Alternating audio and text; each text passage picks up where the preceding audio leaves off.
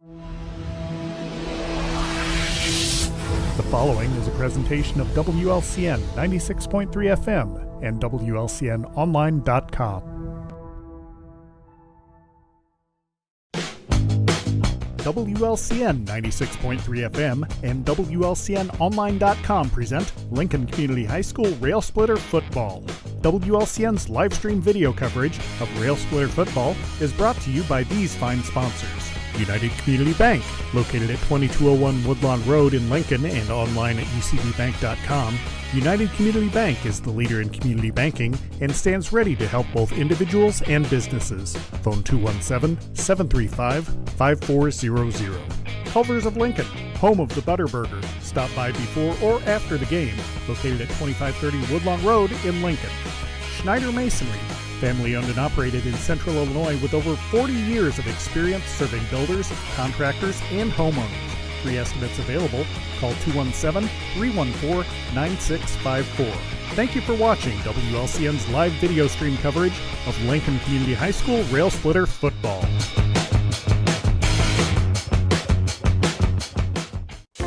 The heart of memory care consists of providing person-directed care to know and to work with each resident as an individual and to provide them with care as unique as they are.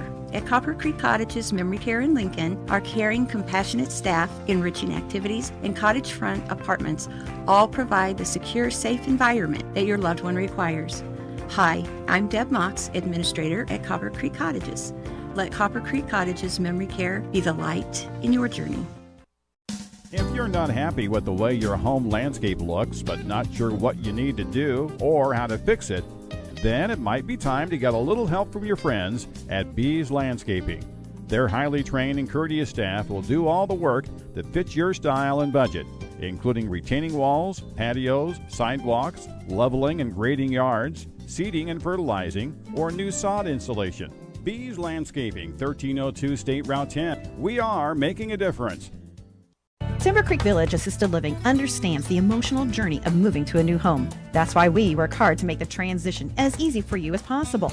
We currently have apartments available and invite you to come by and let us show you how we can provide you with a stress-free lifestyle and why Timber Creek Village is top choice for retirement living in Lincoln. You'll enjoy private apartments, 3 home-cooked meals a day, daily activities, socialization with other residents, and care centered around your individual needs. Timber Creek Village, where people become friends and friends become family.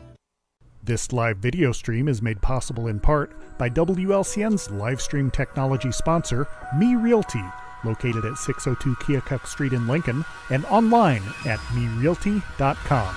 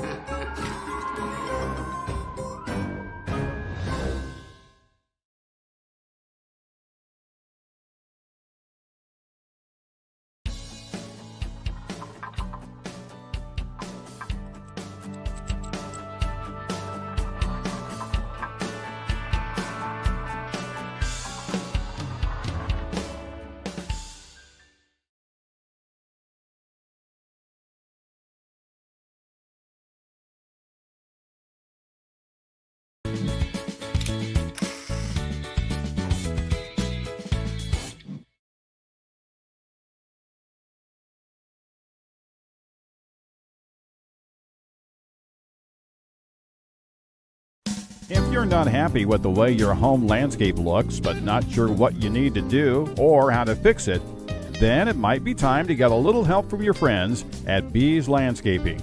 Their highly trained and courteous staff will do all the work that fits your style and budget, including retaining walls, patios, sidewalks, leveling and grading yards, seeding and fertilizing, or new sod installation. Bees Landscaping, 1302 State Route 10. We are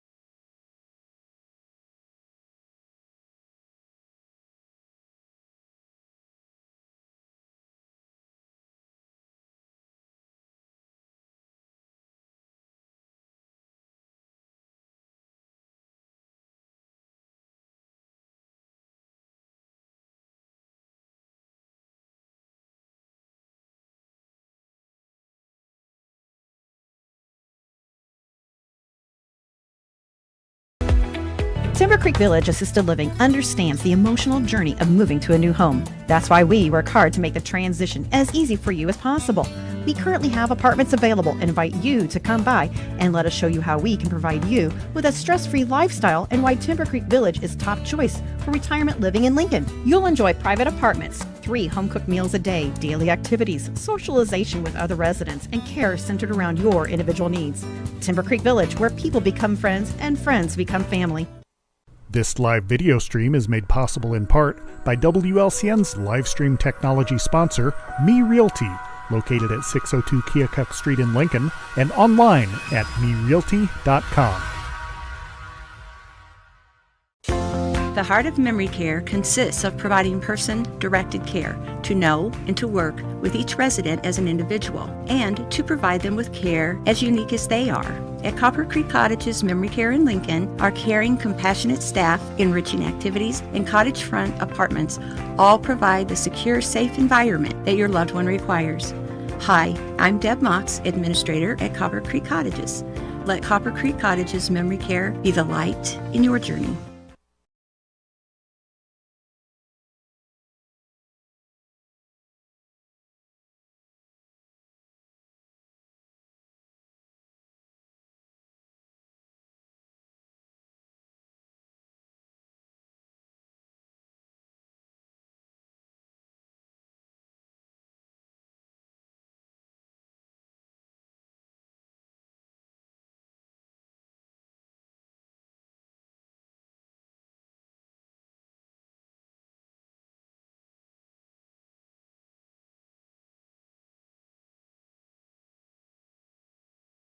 Lincoln Rail Splitter football is on the air, and tonight, specialty for Coach Schweitzer and I were at Hancock Stadium on the campus of Illinois State University, and a few memories of this field for you, Coach. Yeah, beautiful place. Played here way back when, and it's changed quite a bit from my playing days, but yeah, it's a beautiful facility. We're in on a 4th level, and we're looking down on the field. It's just I think we've gone to announcer heaven up here. I think we have, and we dummy locked one of the gates downstairs, and we got Lloyd up here on the elevator, snuck him in from the parking lot. There he is over there. We can actually see him tonight. We're on camera now. Okay, so a very light rain, almost just like a mist with just a gentle breeze to the north. It's not going to affect the game. No, we're at I think we said 63 degrees, and the temperature is just fine. I don't know if the moisture will cause any problems or not. The U-High Pioneers come in with a record identical to the Lincoln Railers, 5-2. They are a passing team. They like to throw the ball. Lincoln Railers on the other side, they like to run the ball. So we're going to see 2 contrasting styles here in this game tonight. Coach, the last time we did a game here was a couple of decades ago, and we were the press box across the way, but tonight we're in the penthouse. Yeah, that was an Olympia Central Catholic game, I think, and yeah, we've moved a little higher on the opposite side, and we've got a perfect view for the game tonight, and looking forward to it. It's a big game for both teams. Both come in at 5-2. A 6th win will assure a playoff spot and get a draw of somebody maybe not a 9-0 team. So big game, important game for both teams. The captains tonight for the Rail Splitters are number 2, Kenai Carson, number 7, Ryan Frugier, number 51, Tate Johnson, and number 69, Frank Sanders. And we may see defensively tonight, as you mentioned off air, that Keon may come in there to harass the quarterback. Well, with a quarterback, they've got a good quarterback. His name's Alec Whelan. He completes about 59% of his passes. He's thrown for over 1,300 yards so far this year. So they like to throw the ball. They've got some good receivers out there also. So Lincoln Railers, coached by Matt Sikowski, they're going to try to do a few things to kind of counter that passing game and hope it works. Well, Coach, let's take a look. It's time to check tonight's list of the game, sponsored by Me Realty. List your home with Me Realty when it's time to sell. And if you're looking to buy, tonight. Check the listings at merealty.com. Okay, well, the number one key is to contain the quarterback. Again, he likes to throw. He gets plenty of time to throw, but if he can't find anybody open, he will run with the ball. He's had a running touchdown already, and he's thrown for 15 touchdowns. So key for the defense tonight is to try to contain the quarterback. Number two, you got to tackle in space. Get the helmets around the ball and make good solid tackles and finish your tackles. You can't have arm tackles because running backs and receivers will run out of those. So you got to tackle well.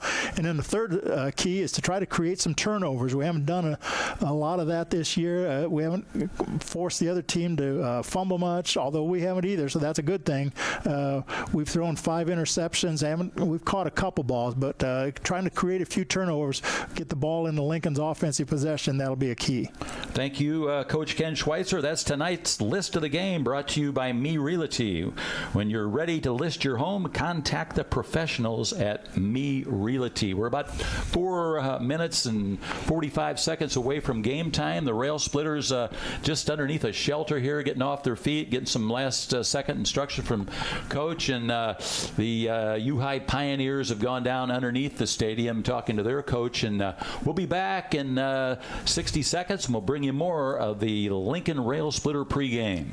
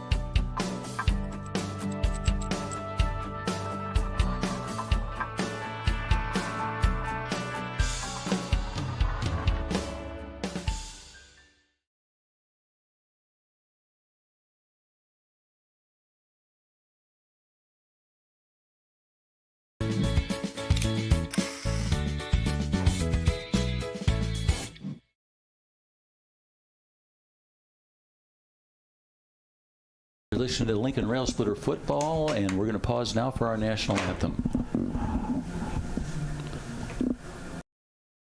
If you're not happy with the way your home landscape looks, but not sure what you need to do or how to fix it, then it might be time to get a little help from your friends at Bees Landscaping. Their highly trained and courteous staff will do all the work that fits your style and budget, including retaining walls, patios, sidewalks, leveling and grading yards, seeding and fertilizing, or new sod installation. Bees Landscaping, 1302 State Route 10. We are making a difference.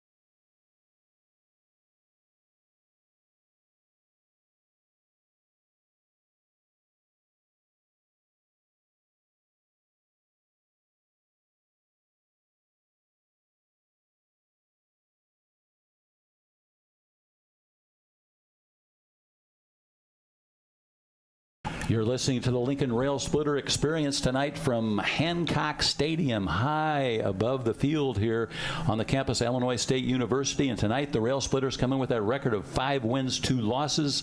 And U-High with 5 wins, 2 losses. Should be quite a battle tonight, Coach, to get that coveted 6th victory on your win sheet. Yeah, important game for both teams. We mentioned U-High Pioneers. They're coached by Brody Wayworth. I'm sorry, I mispronounced that. He's in his third season here at U-High. He coached at Pleasant Plains and took them to a state final a few years back.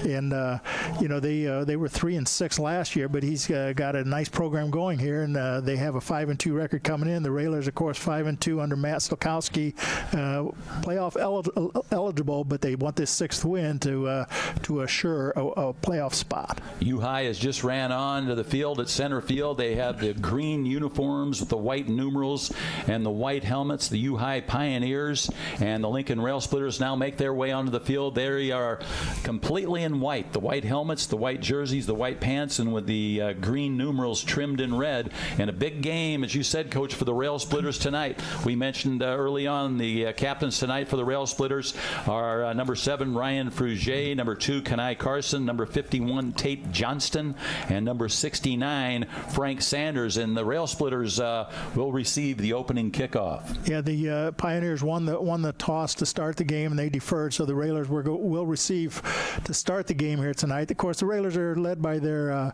running attack, and Keon Carson averaging just a little over 7 yards per carry. He scored 14 touchdowns this year.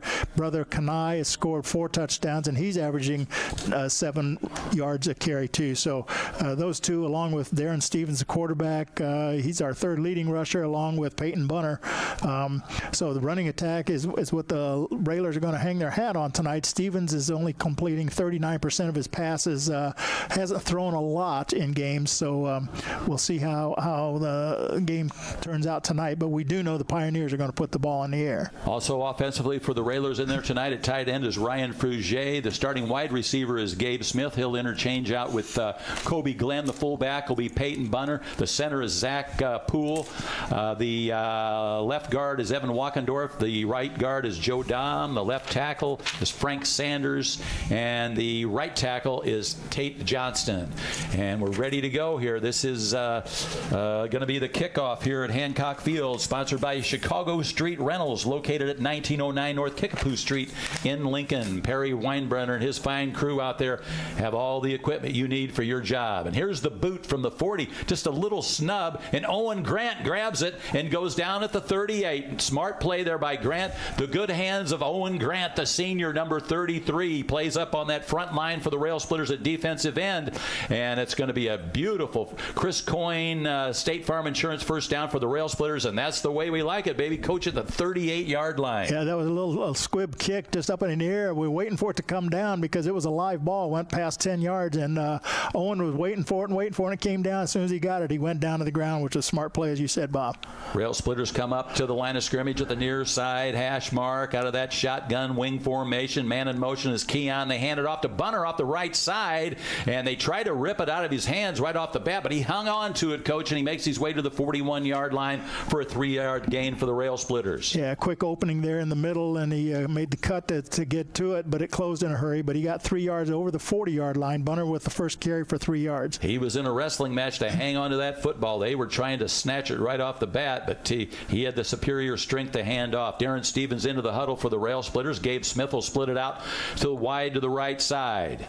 Rail Splitters come in with a record of 5-2. It's going to be 2nd and 7 for him. Stevens out of the gun. In motion, Keon Carson. He's got the hand. He strings out along the sideline, uses a straight arm, and good defense there by the U-High Pioneers as they run him into his own bench for a loss for the Rail Splitters. Yeah, I think Keon's going to have to try to find a place to cut up, maybe if he can, because these defenses are stringing him out to the sideline and running him out of room. He's back to the 37-yard line, a loss of 4. So it's going to be 3rd down for the Rail Splitters, 3rd and long, 3rd and 11 for Lincoln. Coach gives the play to Darren Stevens. He comes back onto the field. Big play here early for the Rail Splitters. 3rd and 11. Gabe Smith again split wide to the right on the far side hash mark. Frugier split here to the left side. And now it looks like a timeout on the field, and it's going to go to Lincoln. Lincoln quarterback Darren Stevens didn't like what he saw out there, Coach, and he calls a timeout. We'll be back in 30 seconds. The Heart of Memory Care consists of providing person-directed care to know and to work with each resident as an individual, and to provide them with care as unique as they are. At Copper Creek Cottages Memory Care in Lincoln, our caring, compassionate staff, enriching activities, and cottage front apartments all provide the secure, safe environment that your loved one requires. Hi, I'm Deb Mox, Administrator at Copper Creek Cottages. Let Copper Creek Cottages Memory Care be the light in your journey. Country by day, rock by night, and it's the Rail Splitters under the lights here at Hancock Field tonight. They didn't see what they saw, Coach, and they called a timeout. Yeah, an early timeout there on third down play here. You hate to have to use it that early, but better to do that, I guess, than to have a missed call out there, miscommunications, because it's a big third down. Want to keep the possession.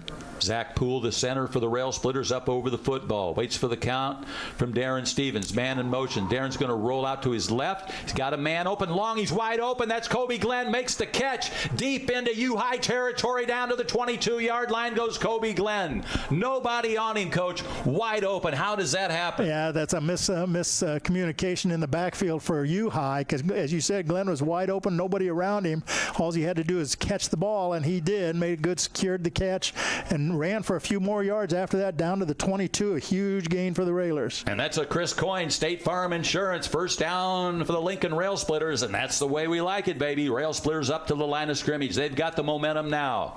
They've got Bunner in the backfield at the fullback. In motion goes Keon. They hand it off, right tackle. That's Bunner on the run to the 5. Inside the 5-yard line goes Peyton Bunner, number 11 for the Rail Splitters. I watched him in the warm-ups running that play, and it worked to perfection that time. Blocking on that right side, Tate Johnston and Joe Dom for the Rail Splitters. That's a 19-yard pickup, and again, from our vantage point way up high, we can see some holes opening, Bob, and there was a hole for him to run through. They put it on the 4, so call it an 18-yard pickup. So that's a Chris Coyne first down and a first and goal for the Rail Splitters. That's the way we like it, baby. Here's the snap. Here's Keon off the right side. Looks like he's in. He's in. Yes. 6 points for the Rail Splitters early with 9:41 on the first quarter clock. It's Lincoln Rail Splitters 6 and the U-High Pioneers 0.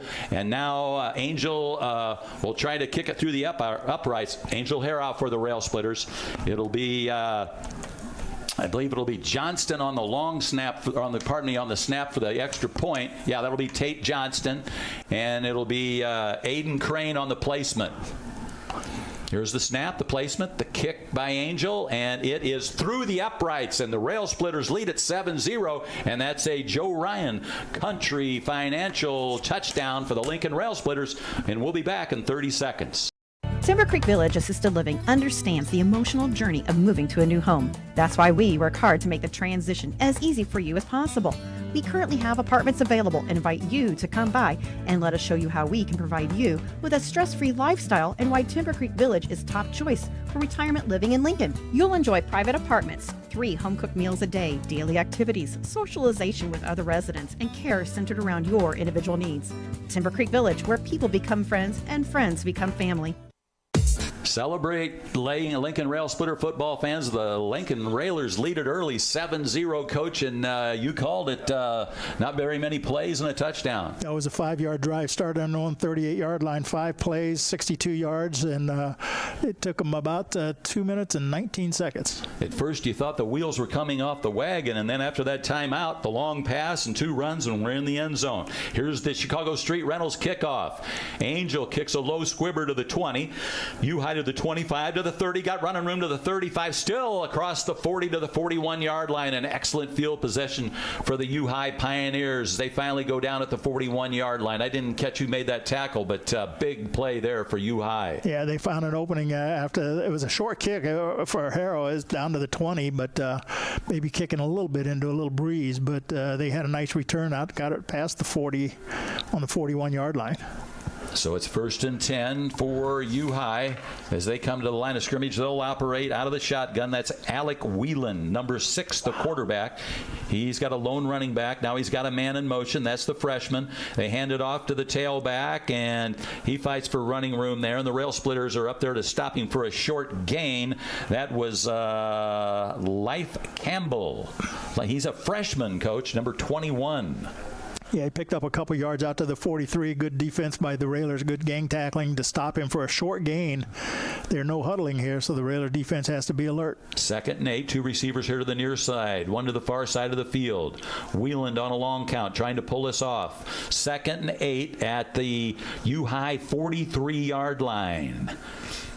Still letting the play clock run down. And Whelan's got the snap. Now he wants to throw in the pocket. Steps up. A nice play there by Keon Carson. You mentioned that off air before the game that you told me they were going to have him in there, and he is so quick. He got in there, and that's going to be a mellow cream sack for Keon Carson for the Rail Splitters. Yeah, he came off the side, off the perimeter there as an outside linebacker type, and he just sprinted and caught up to him before he could deliver the ball and tackle him for that about a 4-yard loss. Sets up for a 3rd and about 12. All right, there's the center, Caden French, over the football for U-High.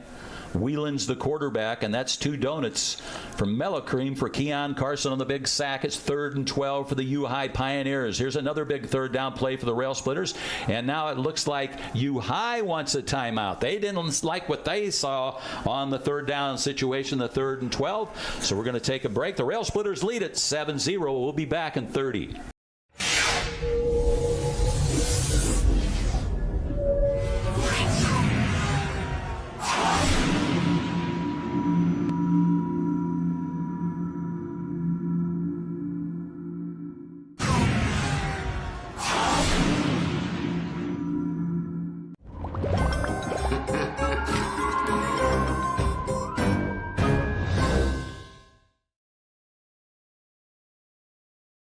Big play for the Lincoln Rail Splitter defense tonight on this 3rd and 12. U-High didn't like what they saw, so they called the timeout.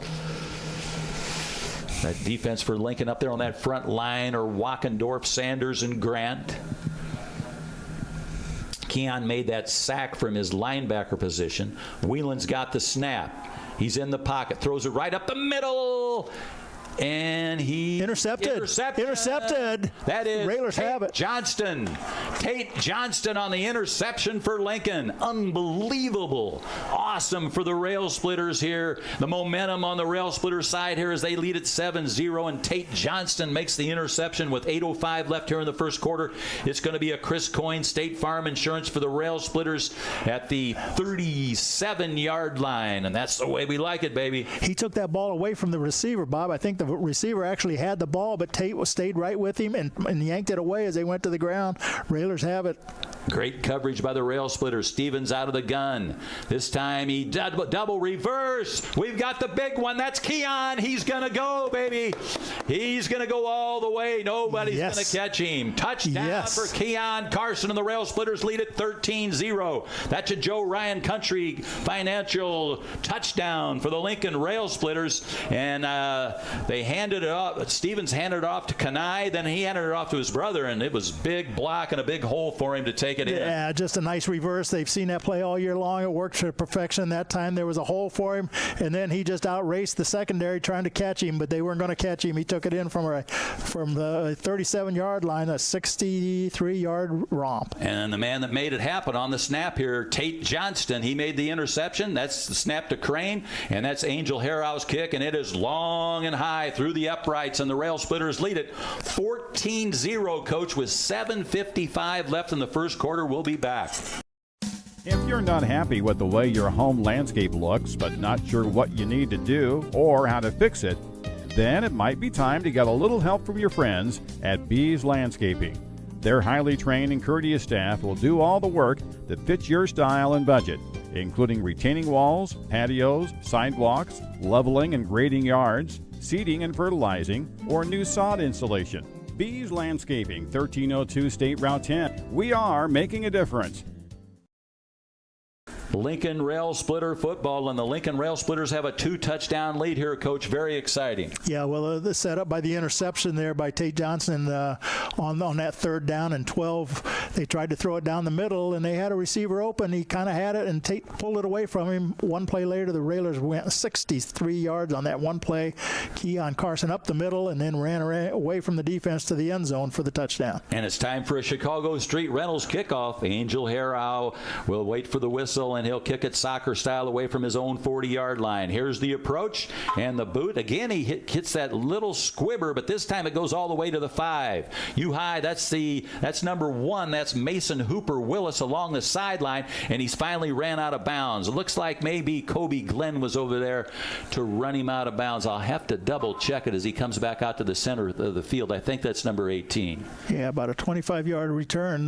Probably Coach Sikowski would like to see him stopped a little sooner, but they got him stopped on the sideline over there on the U-High sideline, so it's going to be a first down on the 30, I believe. That was Kobe Glenn as he ran him out of bounds. Tate Johnston leads the Rail Splitters in tackles, and Kobe Glenn's right behind him in second place. You'll hear those two names a lot tonight making the tackles. 1st and 10 for the Pioneers at their own 30-yard line. Wheeland out of the gun. Trying to pull us offside. He's got the snap. Hands off to his tailback, and he's knocked down around the 39-yard line. That is turnaround. I think that was Keon on the tackle. Keon again on a big tackle. Owen Grant now checks in for the Rail Splitters. He and Frugier run it in and out together. Wheelan, 2nd and 6 for the Pioneers. They got a man going motion. They got a man on the slot over here. Now the quarterback's going to keep it. He's tackled by big Frank Sanders. That's a sack for Frank Sanders, a mellow cream sack for Frank Sanders. The quarterback, Wheelan, wasn't going anywhere as Big Frank just wrapped him up. Well, that looked like a planned quarterback run. He faked getting ready to pass, and it was like a quarterback draw, and Frank was right there in the backfield to stop him for a 2-yard loss. 3rd and 8 now for the Pioneers. Another big play for the defense for the Rail Splitters right here.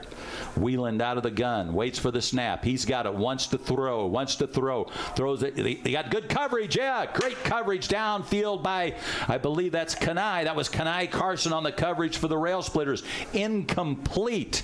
And the intended receiver was Mason Hooper Willis for the Pioneers of U-High, and that defensive Lincoln is on track tonight. Well, the Railers put some pressure on him, and he just overthrew his receiver, but as you said, Bob, good coverage forced that long throw, and it's going to be 4th and long in a punting situation for the Pioneers. Demir Spalding will punt it away for the Pioneers, and number 24, Keon Carson, is back for the Rail Splitters around his own 34-yard line.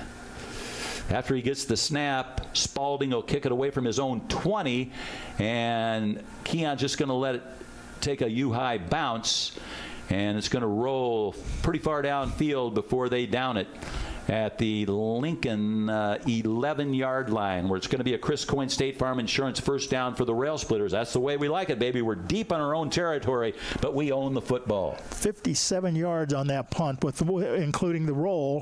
When you don't catch it and then they get a good roll, that adds a lot of yards. So Lincoln's going to start deep in their own territory, but the key is they've got the possession here with 6:28 left in the first period.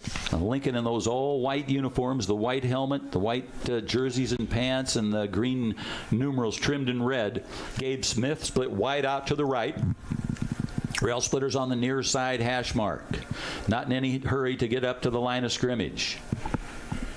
The play clock down to 19 seconds, and now here they come, and now Gabe's going to switch to the other side of the field on the near side. Stevens out of the gun. He's got 2 running backs back there with him off of each shoulder, and he's going to hand it off to Keon, and Keon takes it off the right side. Not much running room there. He got a little bit. Yeah, I think he picked up about 3 going off tackle there. Just a play to get the series started. I think he picked up 3 or 4. See where they place it. Maybe 3. 6 minutes, 10 seconds remaining on the first quarter clock. The Lincoln Rail Splitters lead the U-High Pioneers 14-0 here in the first quarter, but a long ways to go. Poole, the center for the Rail Splitters, up over the football. 2nd and 7 for the Rail Splitters. Stevens has got the snap. This time he hands off to the left side. That's Kenai Carson, and he's knocked out of bounds. They keep the clock running, though. They knocked him out at the 19-yard line, and that is going to be short of a first down. But a nice run there by Kenai. He got good blocking on that left side from Evan Walkendorf and Frank Sanders. Yeah, he didn't race through there, Bob. He just kind of took his time looking for the block that would spring him, and he picked up 5 on that run. 3rd and 2 for the Rail Splitters. This time Stevens comes up under center. And he pitches it in the backfield to Keon. Keon's got some running room on the right side. He makes his way up to the 25-yard line. And no flags on the play, so that's going to be a Chris Coyne, State Farm Insurance, at the rail splitter. We'll make it the 24-yard line, and that's the way we like it, baby. No huddle for the rail splitters. Quickly back to the line of scrimmage. Stevens going to come up under center. They've changed their game plan. This time Stevens just going to keep it. No, wait a minute. He pitched it outside. I'm sorry. I didn't pick that up. They faked it out. They faked me out, and that was Kanai, but there was no running room there, and he may have lost a yard back to the 23. Yeah, I was kind of surprised to see him go no huddle there and try to run a play. I think they were just trying to catch Uhi off guard, but they lost just a yard on it back to the 23-yard line. 2nd and 11 for the rail splitters. Gabe Smith split wide to the right. This time we go out of the shotgun again, the wing formation. Bunner at the fullback. They hand off. That is Keon, and he gets back to the original line of scrimmage of the 24-yard line. So it's going to be 3rd and 10 for the rail splitters. Well, that was the play they scored the long touchdown on in the last possession, but Uhi was there watching for it, and they were able to stop that for just the 1-yard pickup, as you said. Stevens went over to the sideline to get the play from Coach. Now he goes back into the huddle. 4 minutes. The clock is running. 4 minutes left in the first quarter. Lincoln leads it by 2 touchdowns. This time Gabe will line up here on the near side. Ball out close to the far side hash mark. Pull up over the football. Stevens now on the long count. May try to pull him offside. Keon goes in motion. This time he wants to throw it. He's got nothing there, so he just throws it away. He was under a lot of pressure in the backfield there, Coach, and he just had to throw it away. Yeah, had it not had pressure, he might have had some open wide receivers open downfield here as we were looking down on top of him, but he had too much pressure and had to roll to his right and just got rid of it. So the rail splitter's going to have to punt it away. Kobe Glenn, the rail splitter punter, and it will be Angel Harrow on the long snap to Kobe Glenn. It's a 4th and 10 for the rail splitters, so they have to punt it away. One lone man back for Uhi, back in his own territory around the 48-yard line. Here's the snap. Good snap.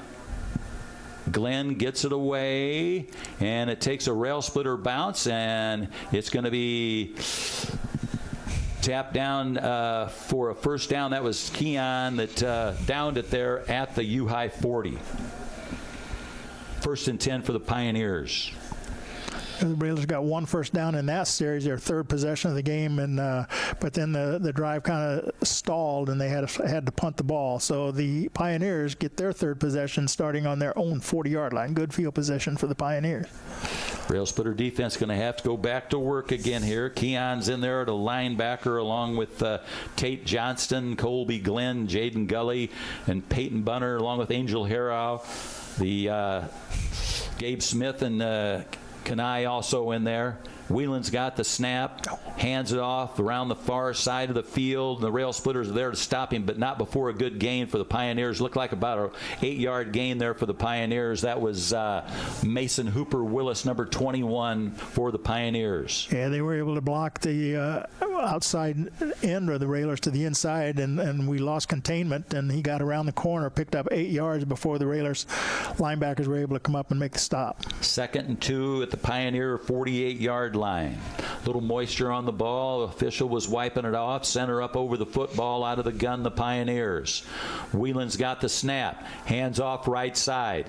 Good run here for Uhi, and it looks like he's going to go for the touchdown unless a Railer can catch him, and not going to be so. 6 points for the Uhi Pioneers. That was Mason Hooper Willis from his own 40-yard line, a 52-yard run for the Pioneers, and they're on the scoreboard. Rail Splitters 14, Pioneers 6. Well, that was the same play they ran the play before, only went the opposite direction, Bob. And again, there's really soft ends for the Railers. He got to the outside real easily and then had some blockers out in front and made a nice run to the end zone. This is going to be Demir Spalding to attempt the extra point for the Pioneers. Here's the snap, the placement, Spalding's kick, soccer style through the uprights, and the score, Rail Splitters 14 and the Pioneers 7, and we'll be back. The Heart of Memory Care consists of providing person-directed care to know and to work with each resident as an individual and to provide them with care as unique as they are. At Copper Creek Cottages Memory Care in Lincoln, our caring, compassionate staff, enriching activities, and cottage front apartments all provide the secure, safe environment that your loved one requires. Hi, I'm Deb Mox, Administrator at Copper Creek Cottages. Let Copper Creek Cottages Memory Care be the light in your journey. Getting ready for a Chicago Street Rentals kickoff. U High scores the touchdown and gets the extra point with 2:46 left in the first quarter. So the Rail Splitters still lead it by a touchdown, 14-7. Spalding kicked the extra point, and he'll kick it away. Back deep for the Rail Splitters are Keon and Kanai Carson, the twin brothers for the Rail Splitters. Spalding tees it up. He'll wait for the whistle and get ready to kick it away. It's a Chicago Street Rentals kickoff for Rail Splitter football. Spalding with a short approach, only a 4-yard approach. May try an onside kick here. Just that little pop-up kick. And one of the Rail Splitters grab it, and he's going to run with it. And got about 4 yards out of it. I didn't quite pick up who that was. That was Christian Brown. Christian Brown with the good hands grabbed it at the 30, and I believe they're going to give him the 34-yard line. Yeah, that was scary because he let it hit the ground, Bob, bounce, and he was lucky to get it bounce right up to him and picked up a few yards. But Lincoln's going to have decent field position here on the 35-yard line. That'll be a Chris Coyne State Farm Insurance first down for the Rail Splitters. They're calling it the 35-yard line, and that's the way we like it, baby. 1st and 10 for the Rail Splitters. 2:42 on the first quarter clock. They lead at 14-7. Wing formation. Stevens has got the snap. Hands it off to Bunner off the left side, and he's got some blocking and running. Up front, Frank Sanders and Evan Walkendorf leading the blocking for the Rail Splitters, and Bunner on the run. Just a little off-tackle run that time. He picked up about 3 yards. And now Glenn going to check in for Frugier. Gabe Smith will take it out wide to the right. Clock running, 2:15 left for the first quarter. Got a man on the slot. That's Kobe Glenn on the far side of the field. Poole will snap it to Stevens. Out of the gun. Whoa, mishandled. He's kept his hands on it. Now Stevens tries to take it. He didn't quite handle the snap properly, and he tried to run it around the far side of the field, and he was taken down for a loss around the 38-yard line. Well, that changed the whole play when that happened, Bob. As you said, he fumbled the snap real quick and then tried to run with it, which was smart to hang on to it, but couldn't find anywhere to get outside, and the defense for U-High was right there to stop him back on the 33, a 5-yard loss. Pardon me, that's the 33-yard line. Now Smith will split it out here wide to the right to the near side. It's Colby Glenn. Big play for the Rail Splitters here. 3rd and 12. Minute 25 left for the first quarter. They lead it by a touchdown. Here's the snap to Stevens. He looks in trouble, and he's taken down. Big play there by number 55, Cole Mataya. Cole Mataya, one of the leading tacklers for U-High, with a sack, and his Rail Splitters are going to have to punt it away. Yeah, this is the kind of game where he's got to have some time to throw the ball, and the defense was just right there on top of him. He didn't have time to look downfield for anybody open, and lucky to hang on to it back on the 26-yard line. So Angel Harrow will be the long snapper for the Rail Splitters to Colby Glenn. Glenn back at his own 12-yard line, waits for the snap. Good snap. He's got it, boots it away. High, slow revolving kick, and it's going to kick backwards back into Lincoln territory. And Frank Sanders is over there to down it at around the 42-yard line. So it'll be 1st and 10 for U-High at the Lincoln 42-yard line with 35 seconds left in the first quarter. Yeah, that was not a very productive series for the Railers. They started on their own 35, wound up back on the 26 to punt it. Wasn't a particularly great punt, and then they got a good roll out of it, so they're going to start in Lincoln territory. At the 43, 35 seconds left on the clock here. Wieland out of the gun for the U-High Pioneers in the green. Long count, man in motion. Here's the snap. He's going to run with it right up the middle. He's got plenty of running room, and Christian Brown wraps him up, but not before it looks like he got a first down. They had good blocking up the middle there, and it was just a quarterback keeper out of the shotgun. Christian Brown made the tackle. No huddle. Here comes U-High again. Only thing holding him up, they got to move the chains. at the Lincoln 31-yard line. Wheeland out of the shotgun. He's got a man in motion. That's the freshman. The freshman's got the football. No, that's not the freshman. I'm sorry. And he's taken down at the 20. There's a flag on the play. That was Mason Hooper Willis on the run, but a flag on the play could be holding on U High. We'll have to wait for the signal from the official.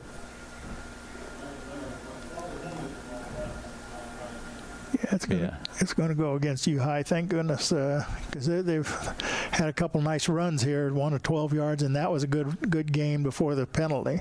Breaks their momentum a little bit, Coach. They bring the ball back to the 33-yard line.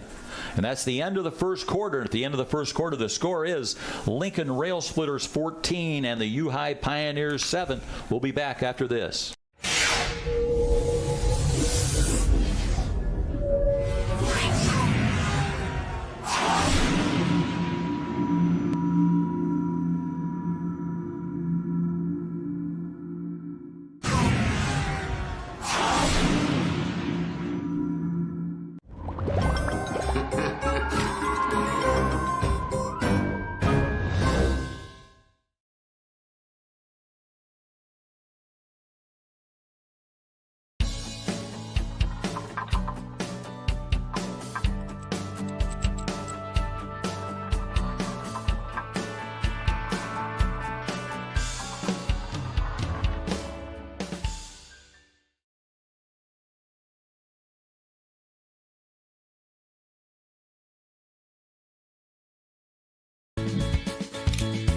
Listening to Lincoln Rail Splitter football on 96.3, and that was the end of the first quarter, Coach, and the Rail Splitters lead at 14-7. Yeah, interesting first half. I think what the Railers are going to have to do is keep scoring, Bob. It looks like, because U High looks like they can score too, and so each possession is critical. U High down by a touchdown, but they're marching in Lincoln territory. They'll play out of the gun here. Alec Whelan, their quarterback's got the snap. He's got time to pass, throws it out in the flats, got his man at the 28 along the sideline. Christian Brown runs him out of bounds. Nice pickup there by U High to start the second quarter. Close to the first down. See where they place it. Yep, it is first down. It is a first down. Ball at the 21-yard line. So it'll be 1st and 10 for the U High Pioneers. Quickly up to the football. Man in motion. There's the snap. Handoff in the backfield. Around the right side and wrapped up. Peyton Bunner on the tackle. And that was the freshman Life Campbell on the run. Where's the number 21 for the U High Pioneers? 2nd and 2 for the Pioneers. Early second quarter. Rail Splitters lead it by a touchdown. Ball placed at the 13-yard line. 2nd and 2 for the U High Pioneers. Alec Whelan, the quarterback. He's got a man in motion, one of his wide receivers. Now he's got the snap. Hands off to his tailback, and a nice stand-up tackle there for the Rail Splitters. The first man there took him down. I think it was Tate Johnson made the initial contact, I think, is who that was, and then got some help. Yeah. Tate Johnson wears the number 51, one of the captains for the Rail Splitters tonight, leads the Rail Splitters in tackling. They lost a yard there, so it'll be 3rd and 3 for the Pioneers. 2 wide receivers.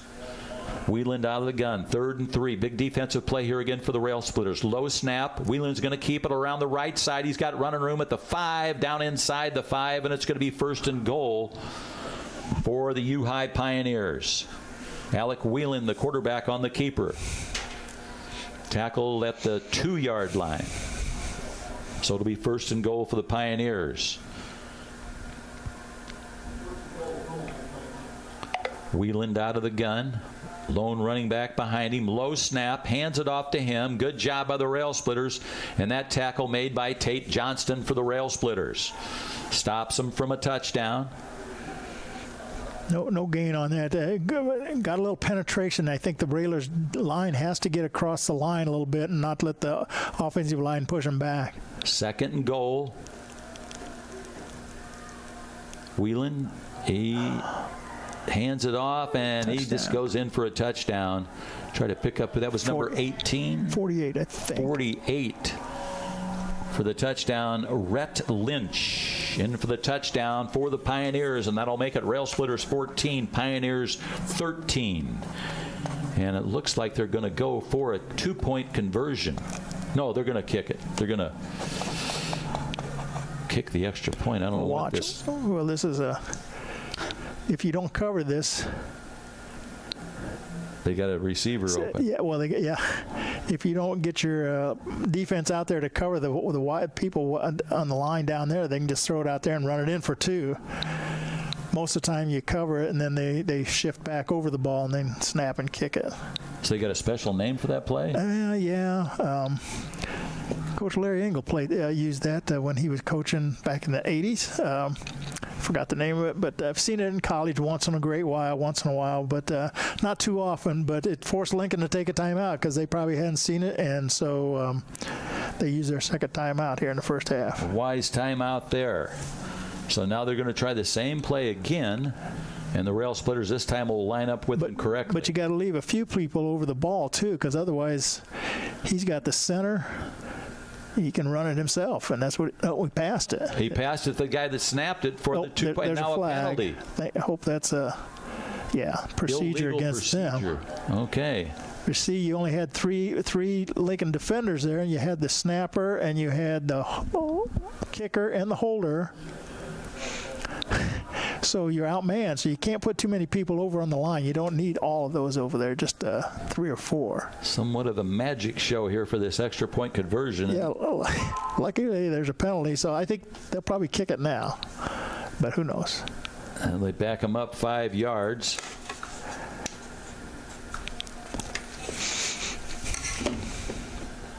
So he's going to have to kick it from it's going to be a total of a 25-yard kick. Ball would be placed at the 15. Spalding on the boot, low sidewinder through the uprights, and that'll tie the score. Rail Splitters 14 and the U-High Pioneers 14. We'll be back in 30 seconds. If you're not happy with the way your home landscape looks, but not sure what you need to do or how to fix it, then it might be time to get a little help from your friends at Bees Landscaping. Their highly trained and courteous staff will do all the work that fits your style and budget, including retaining walls, patios, sidewalks, leveling and grading yards, seeding and fertilizing, or new sod installation. Bees Landscaping, 1302 State Route 10. We are making a difference. Splitter football, and Coach U-High has tied it up 14-14. They went for the 2-point conversion. That didn't work, so they kicked the extra point. Well, it actually worked, Bob, but they had a penalty, so that saved us on that one. But they either haven't seen that on film, or Lincoln didn't look like they were quite prepared for that possibility on the extra point. So they had to take a timeout to try to cover it, and still didn't quite get it covered. But luckily, the penalty forced them into just kicking. Bobby V wants to give a shout out to one of the senior cheerleaders for the Rail Splitters, Ellis Singleton. Happy birthday. It's Ella's 18th birthday. Here's the Chicago Street Rentals kickoff. And the Rail Splitters on a near side kick pounce on it. That is Gully jumped on the football. So excellent field position for the Rail Splitters. Jaden Gully popped on it, and it's going to be a Chris Coyne State Farm Insurance for the Rail Splitters, and that's the way we like it. They with good field position here with 9:56 left in the first half. Yeah, we've seen them do that several times now, so that must be the way they always kick off. Kick it short and hope to get 1 or 2 of those. But Gully, as you said, was right there and made the smart play, got down. Lincoln's on the 46-yard line near midfield. 1st and 10 for the Rail Splitters, near side hash mark. Stevens, man in motion is Kanai. Stevens is going to keep it. Stevens up across the 50 into U-High territory. From his own 46-yard line, a 5-yard pickup for the quarterback, Darren Stevens. So it'll be 2nd and 5 for the Rail Splitters. Now they're going to spot it at the 50. So he got 4 yards out of it. It'll be 2nd and 6.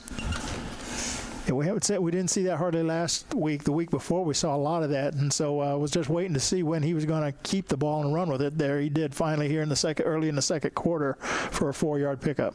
Kobe Glenn wide here to the near side at the 50-yard line. Stevens out of the gun. He's got his fullback in there, and he hands it off to Peyton Bunner with a nice run up across the 40, stays on his feet to the 35, spins it down across the 30, and there's a flag on the play. What a great run by Peyton Bunner, and right at the end there was a flag And it's going to go against the Railers. It looks like it was a late flag away from the ball. And we wait for the official signal.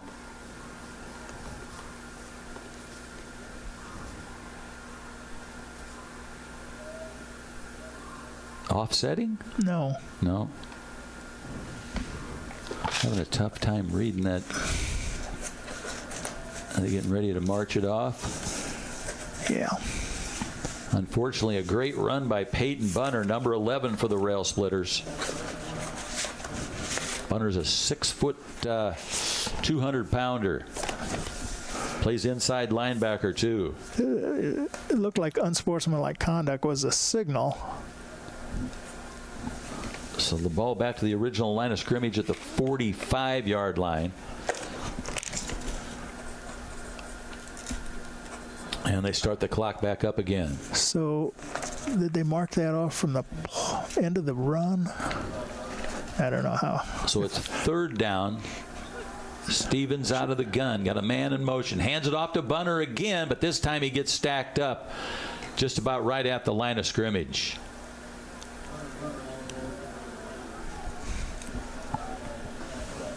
So now it's going to be, I got the down markers wrong. Yeah, Second down? Yeah, it's second. It was first. So we got a yard out of it. Ball at the 44-yard line.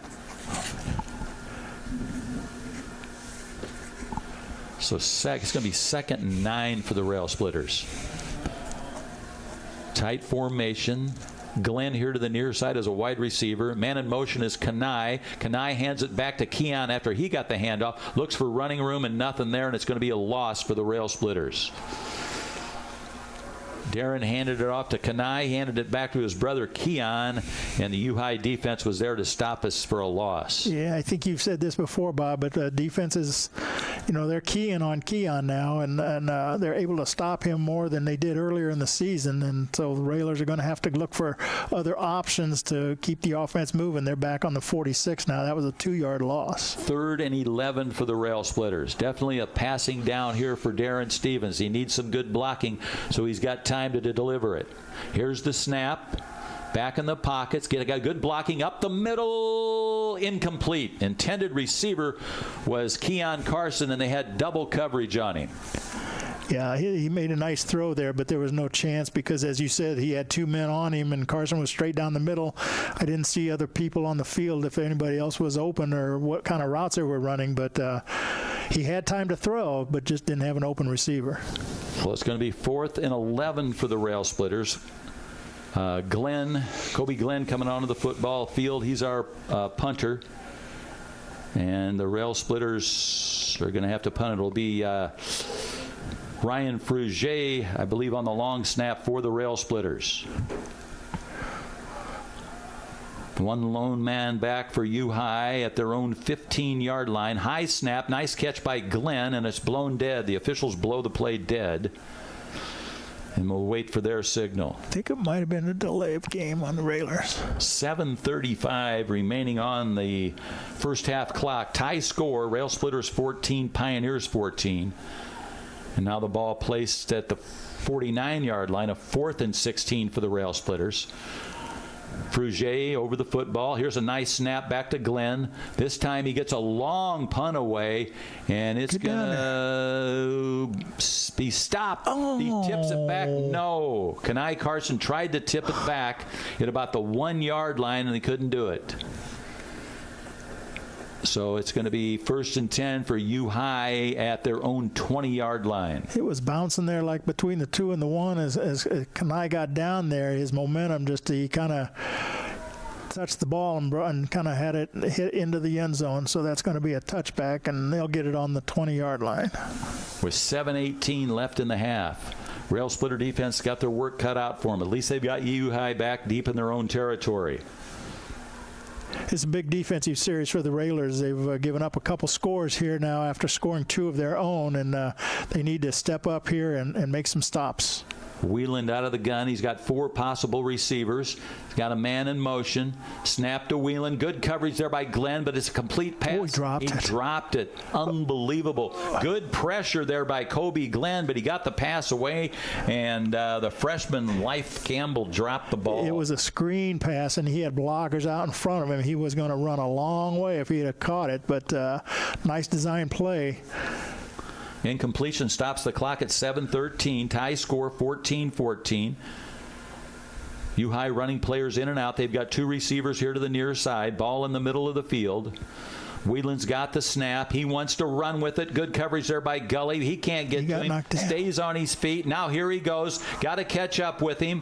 That is Frank Sanders. Finally runs him out of bounds in Lincoln territory around the 41-yard line. Make it the 40-yard line, and it'll be 1st and 10 for the U-High Pioneers at the Lincoln 40-yard line. Yeah, he just Frank Sanders showed it. He had some speed there, Bob, running after him and from his lineman's position, and did a nice job. But no other defenders there to stop him near the line of scrimmage. Clock running, 6:47 left for the half. Tie score 14-14. 1st and 10 for the Pioneers. They've got the snap. They want to throw, and great coverage. That's a Mellow Cream sack. That's first guy there may have been Owen Grant for the Rail Splitters. They just sandwiched the quarterback. There was 2 or 3 Rail Splitters there, and that's a loss back to the 45-yard line. So now it'll be 2nd and 15 for the U-High Pioneers. Yeah, good pressure there from both sides. The outsides, they blitzed from the outside on the left and the right side, and got to him just before he could deliver it for the 5-yard loss. Mellow Cream team sack for the Rail Splitters. 2nd and 15 at the Lincoln 45-yard line. Here's the snap to Wheeland. Hands off. Good coverage there. Let's take him down. We do. Coming in from behind is Keon Carson. Then Kobe Glenn was there to help out on the tackle at the Lincoln 46. Pardon me. What is that? The 44-yard line. 40. Where he puts it. 43. And that's going to be 3rd and 13 for the U-High Pioneers. Wheeland wears the number 6 for the Pioneers. Ball at the Lincoln 43, 3rd and 13. Here's the snap. There's good pressure. Got one hand on him. Then Keon's there. But the original man with the pressure there was Tate Johnston for the Rail Splitters. And that's another Mellow Cream sack for the Rail Splitters. Good pressure right up the middle for the defense of the Railers. And then, as you said, they came in from the outside, and he didn't have time to look for a receiver. Lincoln stopped him at midfield on the 50th, 7-yard loss on that sack. We needed that in this seesaw battle. 5 minutes left in the first half. We're tied 14-14. Spalding will punt it away for the Pioneers. Keon Carson back at his own 20-yard line. Spalding's got a good leg. Let's see how far he kicks it. Got plenty of time. High kick. It's going to take a Lincoln bounce back to around the 33, 34-yard line. We'll see where they spot it. And that's going to be a Chris Coyne State Farm Insurance first down for the Rail Splitters, and that's the way we like it, baby, at the 33-yard line of Lincoln. Good. Go ahead. No, what we'd really like to see now with 4:39 left in the half is a nice long drive and have it finish with a touchdown. Get the lead going in at halftime. You're right, Coach. Keep that momentum going in. Gabe Smith split here to the near side. Bunner in there at the fullback. The Carson brothers at the wings. Stevens got the snap from Poole, and he's going to roll out to his left and throw. He's got a man open. That's Gabe Smith at the 40, 35. He's at the 30, 25, and finally taken down inside the 20-yard line. Gabe Smith on the pass from Darren Stevens, and a big Chris Coyne State Farm Insurance for the Lincoln Rail Splitters, and that's the way we like it, baby. Gabe Smith was able to get away from his defender, Bob, and as he rolled out, Stevens found him and made a nice pass down there, and he made a nice run after the catch down to the 15. Clock keeps running. 4:20 left for the half. Rail Splitters up to the line of scrimmage. Poole up over the ball. Walkendorf at that left guard. Stevens has got the snap. Hands off to Bunner on the right side. And he's got about a 3 or 4 yard gain up across the 15-yard line. 4 minutes left for the half. They got a 3-yard gain at the 12, so it'll be 2nd and 7 for the Rail Splitters. Angel Harrow checks in for the Rail Splitters on offense. 3:48 for the half, tied 14-14. 2nd and 7 for the Rail Splitters. Stevens has got the play, goes into the huddle. Big catch there by Gabe Smith for the big gain from Darren Stevens. Pool up over the football. Dom now at the left guard. Stevens has got the snap. He's going to keep it inside the 10, up close to the 5. Fake the handoff to Keon Carson, and then he took it off the right side, up close around the 5-yard line. That's going to be close to a first down, depending on where they place it. But, yeah, there's a nice fake, and he did a good job of hanging on to it and got it out down to the 6-yard line, 6-yard gain. So that's going to be 3rd and 1 for the Rail Splitters. Harrow split here to the near side now. Stevens out of the gun, flanked by 2 running backs. Hands it off. That is Keon, and he gets a couple of yards out of it, and I believe he got the first down. Keon Carson, number 24 for the Lincoln Rail Splitters, and that's going to be a Chris Coyne State Farm Insurance 1st and goal for the Rail Splitters at the 4, and that's the way we like it, baby.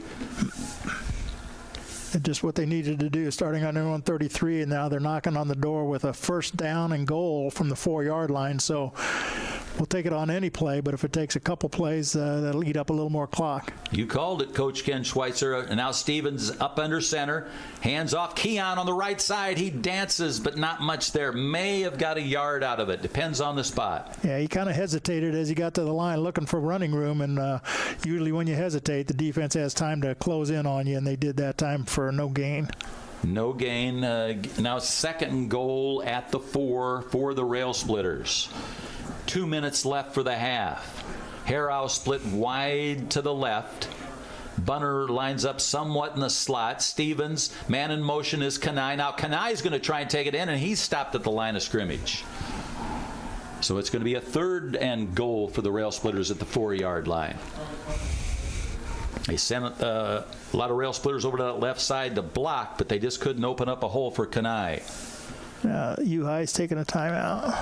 Timeout for the U-High Pioneers with 1:41 left in the half, and the score tied at 14. So we'll be back in 30 seconds.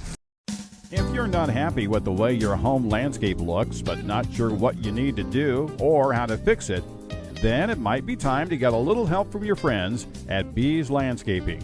Their highly trained and courteous staff will do all the work that fits your style and budget, including retaining walls, patios, sidewalks, leveling and grading yards, seeding and fertilizing, or new sod installation. Bees Landscaping, 1302 State Route 10. We are making a difference.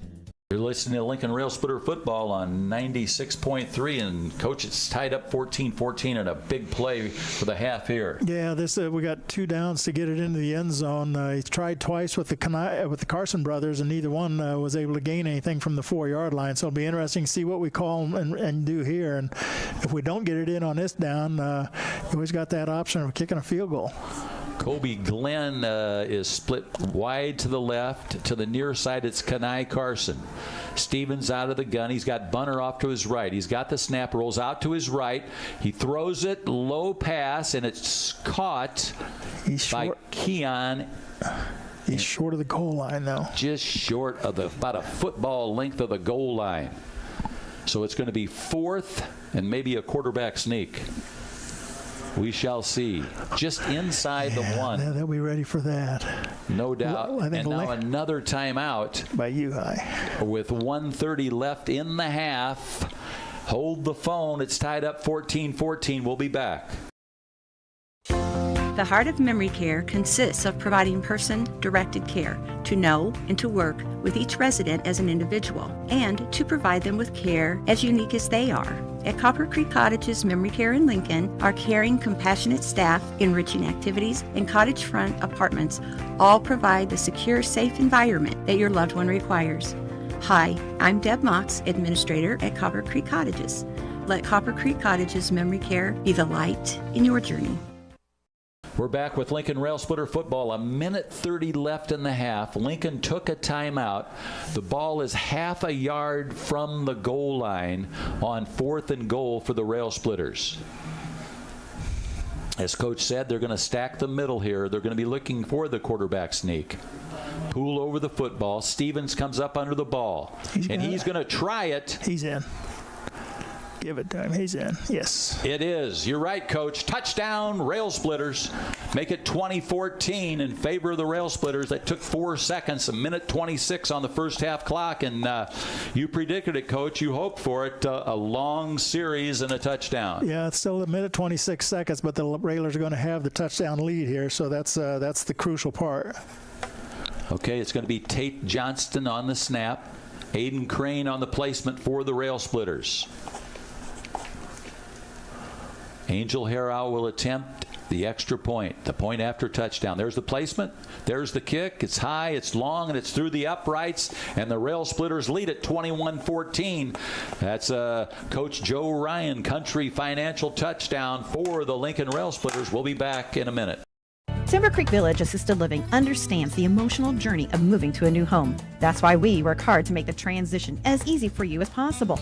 We currently have apartments available and invite you to come by and let us show you how we can provide you with a stress-free lifestyle and why Timber Creek Village is top choice for retirement living in Lincoln. You'll enjoy private apartments, 3 home-cooked meals a day, daily activities, socialization with other residents, and care centered around your individual needs. Timber Creek Village, where people become friends and friends become family.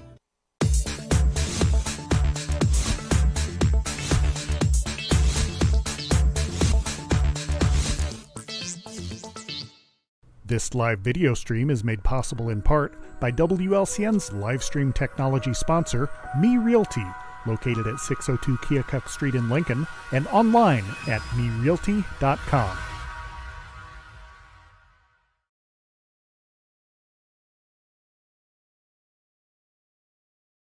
Here we go with the Chicago Street Rentals kickoff. Angel Harrow, and this time he's going to kick it long and deep into U-High territory, into the end zone, and that was a nice kick there by Angel. Yeah, he got it past the goal line into the end zone, and that's an automatic touchback, so they will start with minute 25 from their own 20-yard line. Rail Splitter defense going to have to stack it up again here up there on that front line. The nose guard is Evan Walkendorf. The defensive ends are Frank Sanders and Owen Grant for the Rail Splitters. The linebackers out there tonight are Tate Johnston, Kobe Glenn, Jaden Gully, Keon Carson getting some time at linebacker along with Angel Harrow and Peyton Bunner. Wieland out of the gun. He's got the snap. No pressure. Rolls out to his right. He's got plenty of time to throw. He's got a man wide open, and he's going to go for a touchdown from the 45-yard line. One play and a touchdown for U-High. No flags on the play. No coverage on Cale Cunningham for the U-High Pioneers. Not a railer in sight, and that makes the score 21-20. The Railers by 1 now, and now the Pioneers are going to have to kick the extra point. Yeah, that was just a big failure in the secondary on pass coverage, Bob. That's all you can say about it because the quarterback just had enough time. He just heaved it out there, and as you said, there was no one there in the white shirts, and big disappointment on the defense. Spalding going to kick it soccer style, and it's up and through the uprights, and that's going to tie it. Lincoln Rail Splitters 21, U-High Pioneers. There's a minute 11 on the clock left for the Rail Splitters to try to get that touchdown back. We'll be back in 30 seconds.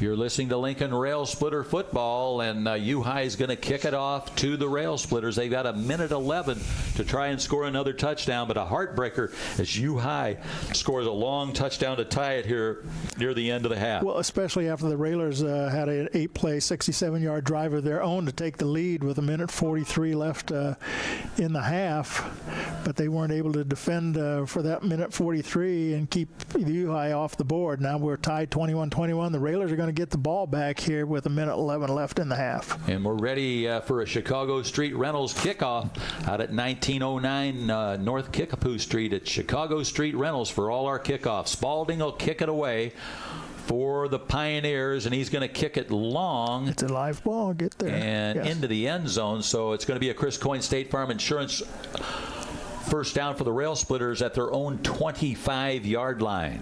And that's the way we like it.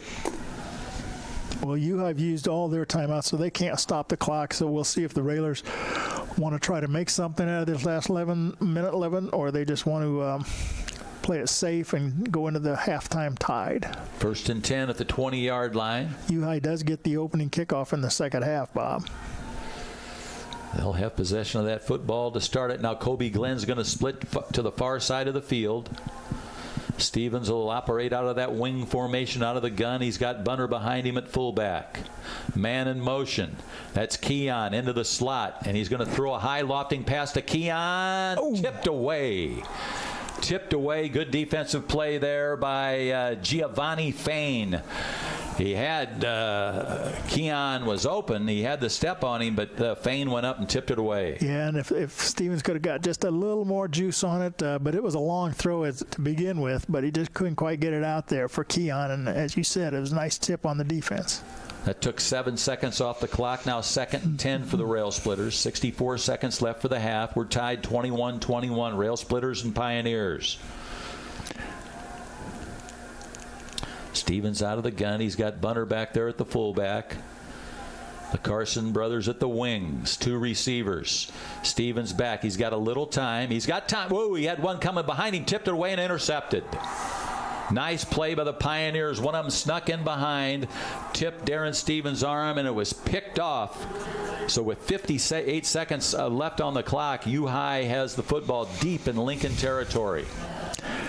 That was the 6th time that Stevens had been intercepted this year, Bob. And as you said, there's a little pressure. And then just as he was trying to deliver it, I think he got bumped or the ball got tipped a little bit, but came up short, and U-High was right there for the interception. 1st and 10 for the Pioneers at the 33-yard line of Lincoln. Center comes up over the football. Alec Whelan going to operate out of the shotgun. Big set here for the Lincoln Rail Splitter defense. Here's the snap. He's going to roll out to his right, throws it. He's got a man open along the sideline, and he's knocked out of bounds, and that'll stop the clock. That was Mason Hooper Willis on the reception for the Pioneers. Not a first down, but a big gain for the Pioneers, and they're going to spot it at the Lincoln 25-yard, make it the 24-yard line. 2nd and 1 for the Pioneers. Whelan looks to the sideline for some last-second instructions. He's got 2 receivers here on the near side, one on the far side of the field. 2nd and 1 for the Pioneers. 52 seconds left for the half. Tie score 21-21. Whelan waits for the snap. He's got it. He's got plenty of time. Airs it out, and it's complete, and a touchdown for the U-High Pioneers. And that was Mason Hooper Willis who made the catch and took it in for the touchdown. And now the Pioneers with their first lead of the game, 27-21 over the Rail Splitters. We knew it was going to be a shootout tonight, and that's the way it's been. The Rail Splitters jumped off to an early 14-0 lead, but since that time it's been a seesaw battle back and forth. Spalding will attempt to kick it through the uprights for the extra point. Here's the snap, the placement. Here's the kick, and it's through the goalposts, and the score. U-High Pioneers 28 and the Lincoln Rail Splitters 21. We'll be back in 30 seconds. If you're not happy with the way your home landscape looks, but not sure what you need to do or how to fix it, then it might be time to get a little help from your friends at Bees Landscaping. Their highly trained and courteous staff will do all the work that fits your style and budget, including retaining walls, patios, sidewalks, leveling and grading yards, seeding and fertilizing, or new sod installation. Bees Landscaping, 1302 State Route 10. We are making a difference.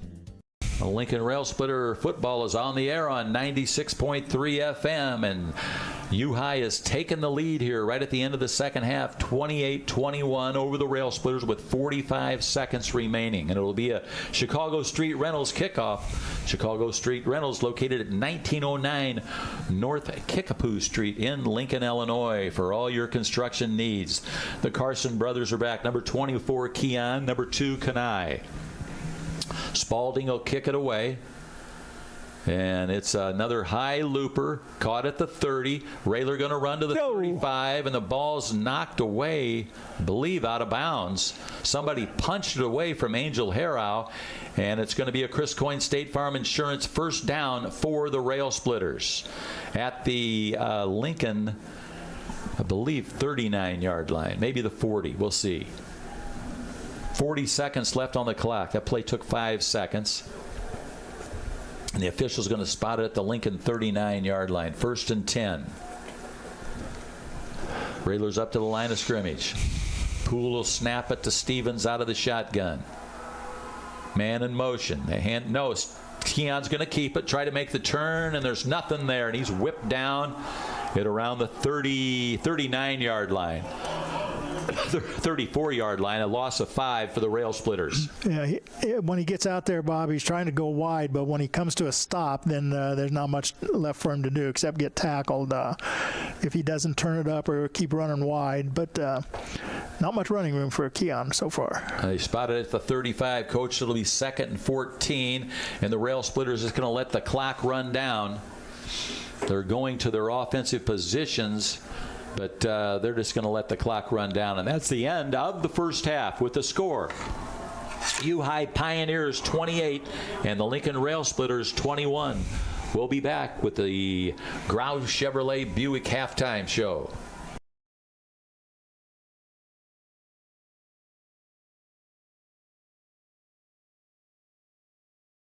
If you're not happy with the way your home landscape looks, but not sure what you need to do or how to fix it, then it might be time to get a little help from your friends at Bees Landscaping. Their highly trained and courteous staff will do all the work that fits your style and budget, including retaining walls, patios, sidewalks, leveling and grading yards, seeding and fertilizing, or new sod installation. Bees Landscaping, 1302 State Route 10. We are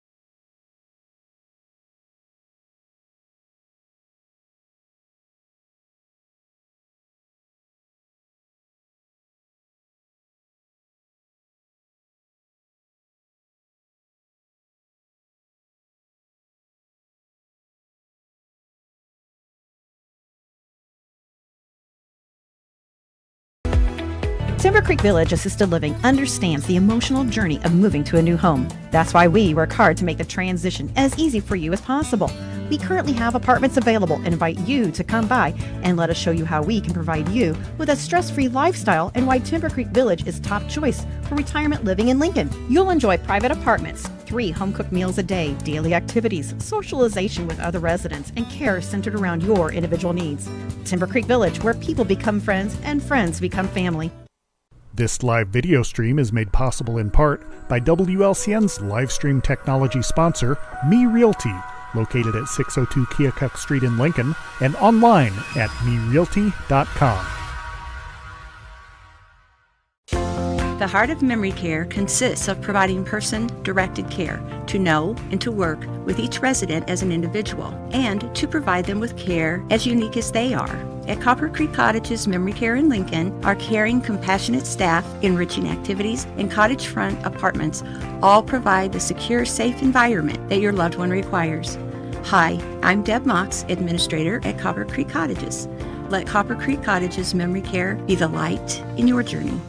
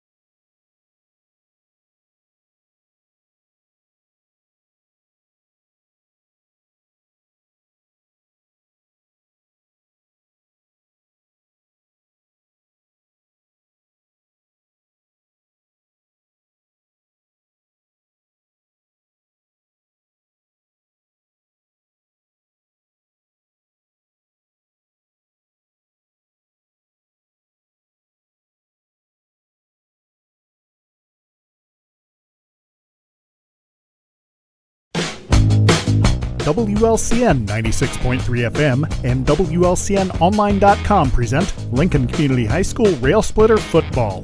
WLCN's live stream video coverage of Rail Splitter Football is brought to you by these fine sponsors. United Community Bank, located at 2201 Woodlawn Road in Lincoln and online at ucbbank.com. United Community Bank is the leader in community banking and stands ready to help both individuals and businesses. Phone 217-735-5400. Culver's of Lincoln, home of the Butterburger. Stop by before or after the game, located at 2530 Woodlawn Road in Lincoln. Schneider Masonry, family owned and operated in Central Illinois with over 40 years of experience serving builders, contractors, and homeowners. Free estimates available. Call 217-314-9654. Thank you for watching WLCN's live video stream coverage of Lincoln Community High School Rail Splitter Football.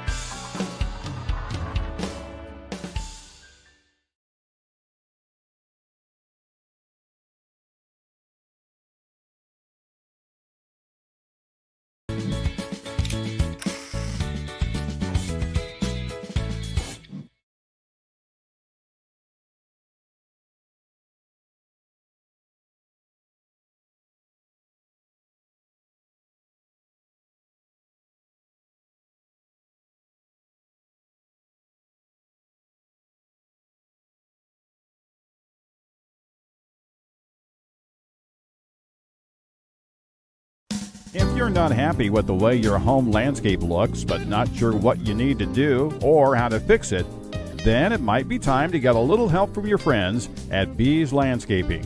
Their highly trained and courteous staff will do all the work that fits your style. Welcome back to Lincoln Rail Splitter Football and the Grau Incorporated halftime show here. Grau Chevrolet Buick, located at 1905 North Kickapoo Street in Lincoln.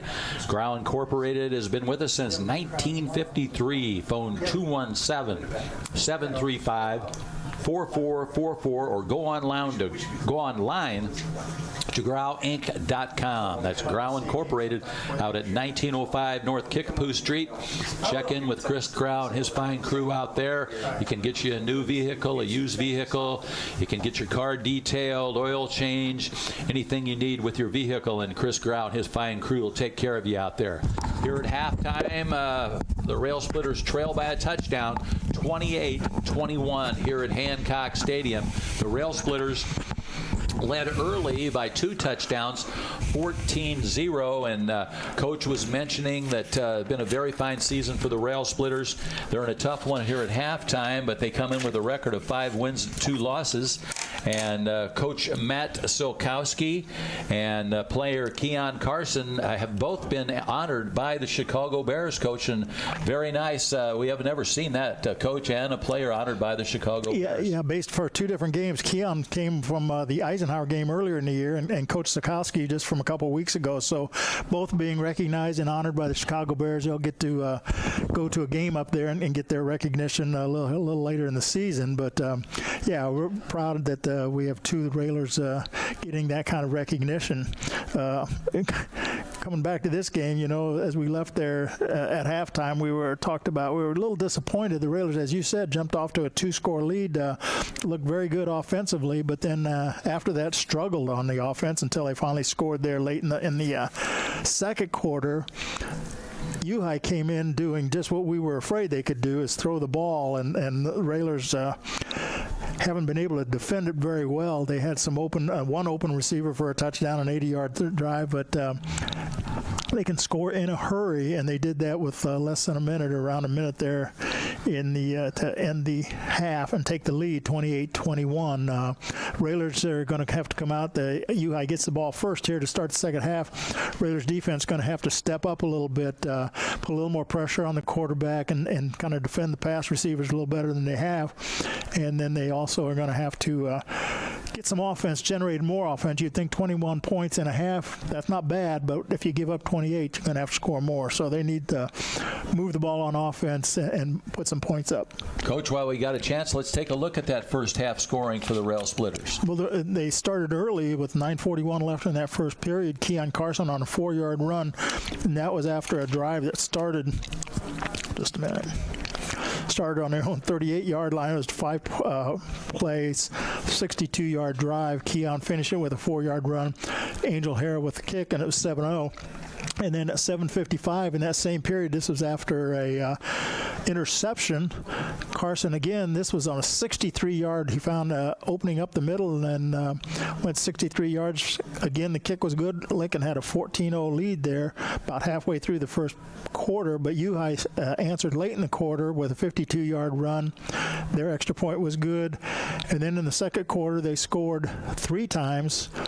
The first one with 9:58 on a 2-yard run, and then Lincoln scored their third touchdown with 1:26 left. Took the lead 21-14. That's with 1:26 left in the second period. That was a Darren Stevens 1-yard plunge up the middle from the 1-yard line. Then at 1:11, they got at the 80-yard touchdown pass, and then Lincoln turned it over on another interception, and with 45 seconds left, a 24-yard pass in the end zone, and they took the lead, 28-21. Unfortunately, they're going to get the ball to start the second half on the kickoff. Well, Lincoln halftime, they've got to come up with some ways to defend the pass a little better. I mean, pressure on the quarterback's one thing, but he's still got receivers open, and it doesn't take long to find them and throw the ball. So we've got to cover a little better.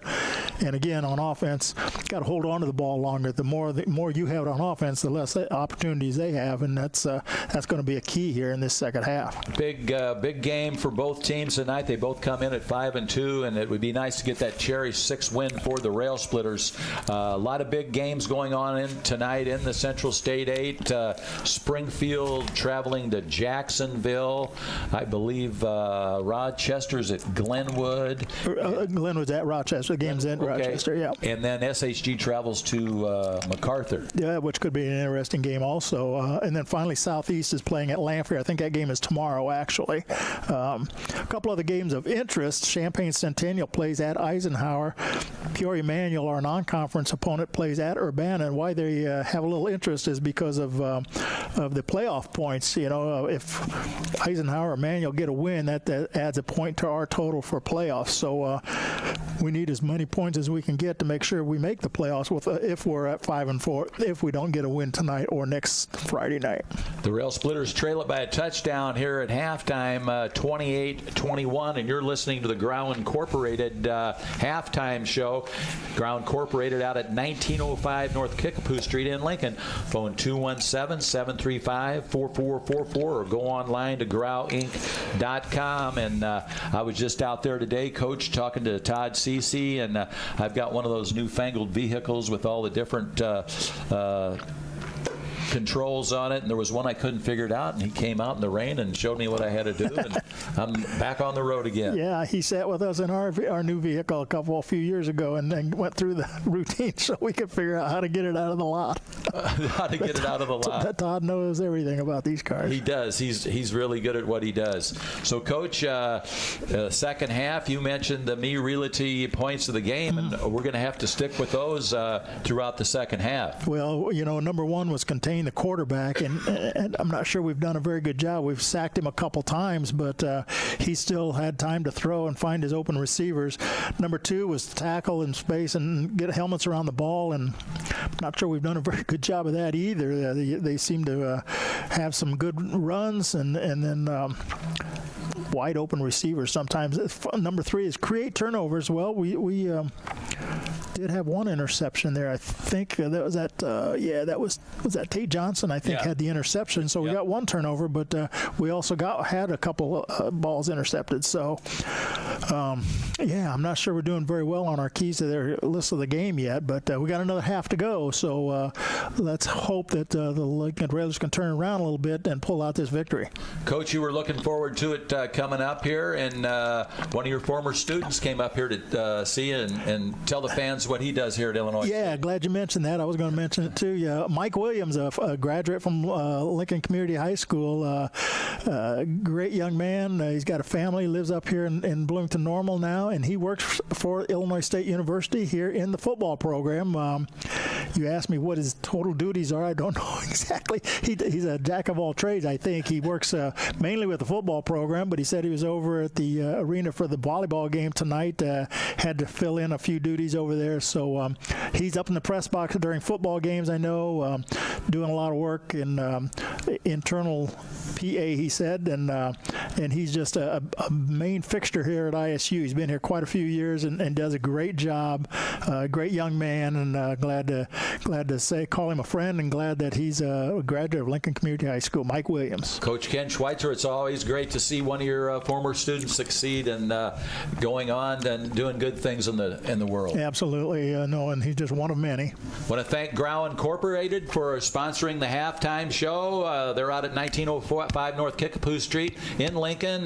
For whatever you need, phone 217-735-4444 or go online to growinc.com. And thanks to Chris Grau and his fine crew for sponsoring the halftime show. Unfortunately, the Rail Splitters trail here at halftime 28-21, but we've still got 24 minutes to play. We're going to take a timeout, and we'll be back with the second half of Lincoln Rail Splitter football. If you're not happy with the way your home landscape looks, but not sure what you need to do or how to fix it, then it might be time to get a little help from your friends at Bees Landscaping. Their highly trained and courteous staff will do all the work that fits your style and budget, including retaining walls, patios, sidewalks, leveling and grading yards, seeding and fertilizing, or new sod installation. Bees Landscaping, 1302 State Route 10. We are making a difference. If you're not happy with the way The Heart of Memory Care consists of providing person-directed care to know and to work with each resident as an individual and to provide them with care as unique as they are. At Copper Creek Cottages Memory Care in Lincoln, our caring, compassionate staff, enriching activities, and cottage front apartments all provide the secure, safe environment that your loved one requires. Hi, I'm Deb Mox, Administrator at Copper Creek Cottages. Let Copper Creek Cottages Memory Care be the light in your journey.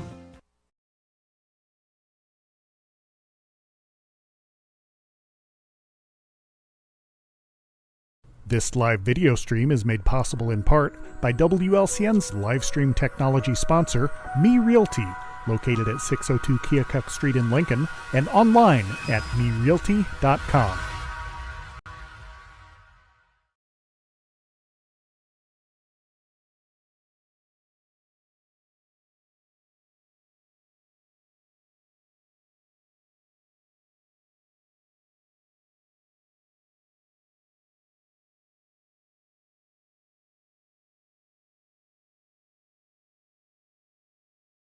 Lincoln Rail Splitter football on 96.3 out of Atlanta and Lincoln, Illinois. And the Rail Splitters tonight in a showdown with the U-High Pioneers. They led it early by 2 touchdowns, 14-0. But U-High has battled back to lead it here at halftime, 28-21, and the Rail Splitters out on the field as we get ready to kick it away. Angel Harrow will kick it away for the Rail Splitters. All our kickoffs sponsored by Chicago Street Rentals.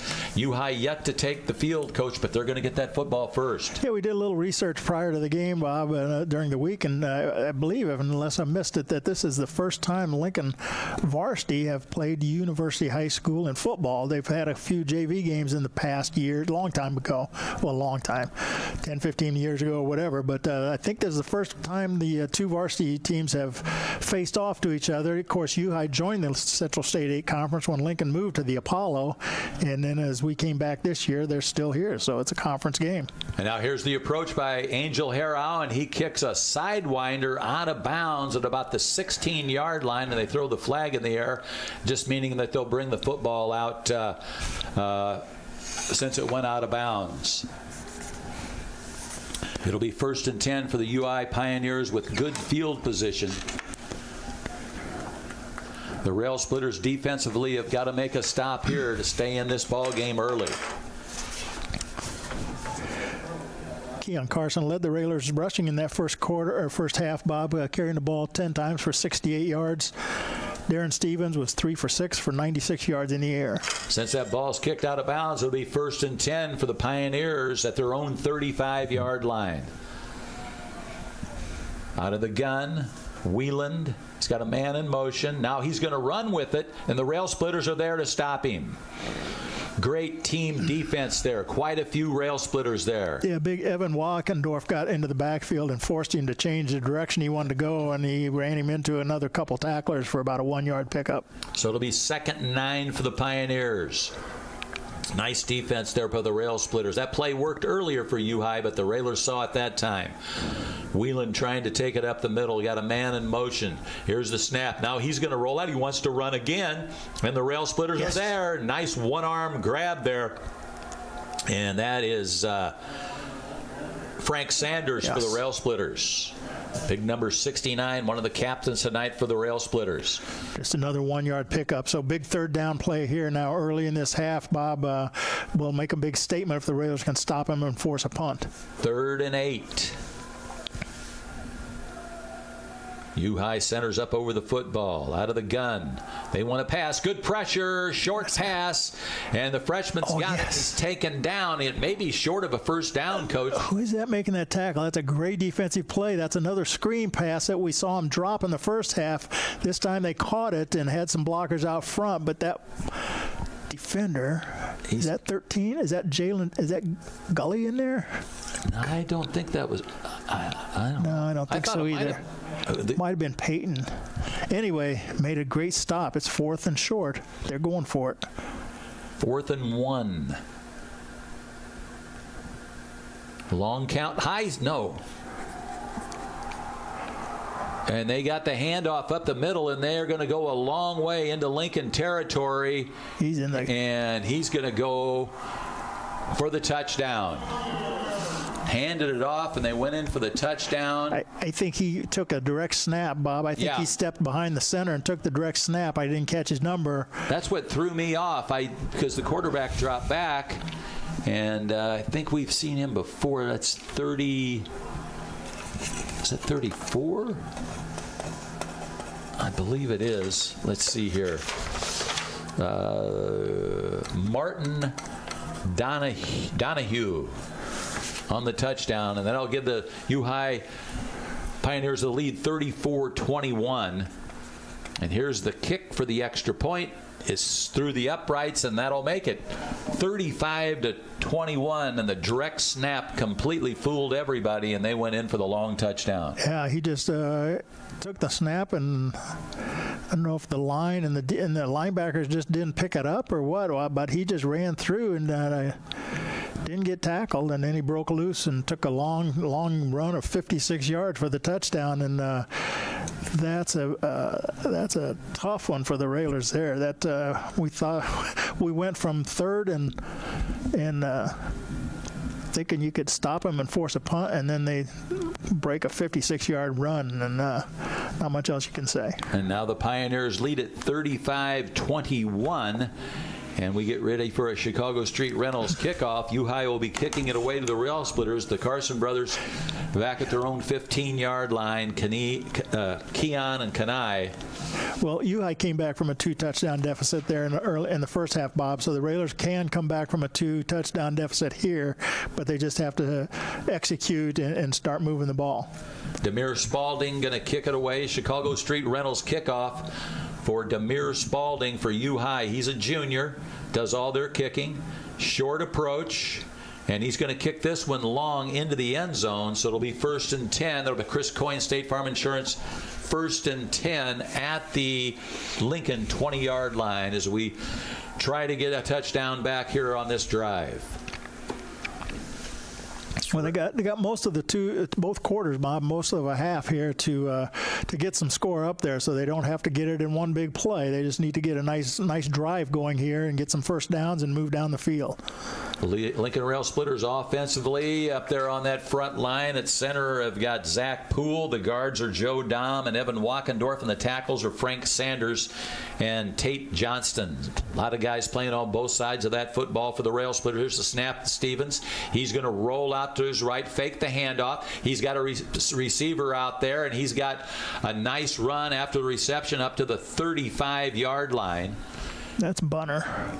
Peyton Bunner coming out of the backfield, and he catches a Darren Stevens pass for a Chris Coyne State Farm Insurance first down at the Lincoln 37-yard line. That's the way we like it, baby. Here comes the Rail Splitters, no huddle. They hand it off to Keon. Keon can't go anywhere. He's taken down on the backfield, and he's sacked. And a big tackle there by one of their linebackers, one of their leading tacklers, Cole Mataika.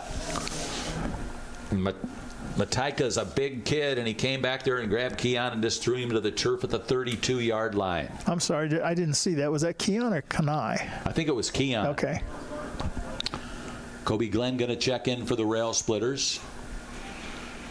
Ryan Frugier comes to the sideline. And now we're going to send two receivers out to the right side. Bunner in the slot. Smith split wide. Man in motion is Keon.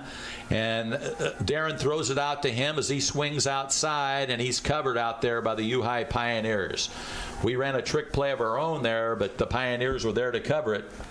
Got about a 2-yard gain out of it, back up to the 34-yard line. Yeah, there's a little swing pass out there to Keon out of the backfield, but the green shirts were there. They read it well, and they stopped him for a 2-yard pickup. So it's going to be 3rd and 14 for your Lincoln Rail Splitters with 8:40 left here in the third quarter.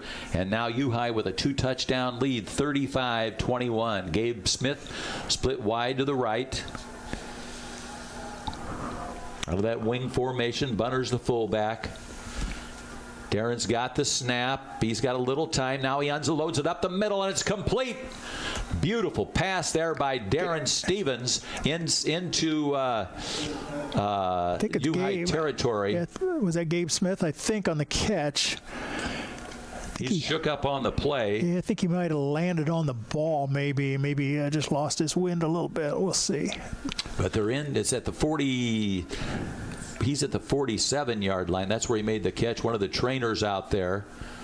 It's going to be a Chris Coyne State Farm Insurance first down. Gabe Smith with a nice catch there. And like Coach said, unfortunately, got the wind knocked out of him.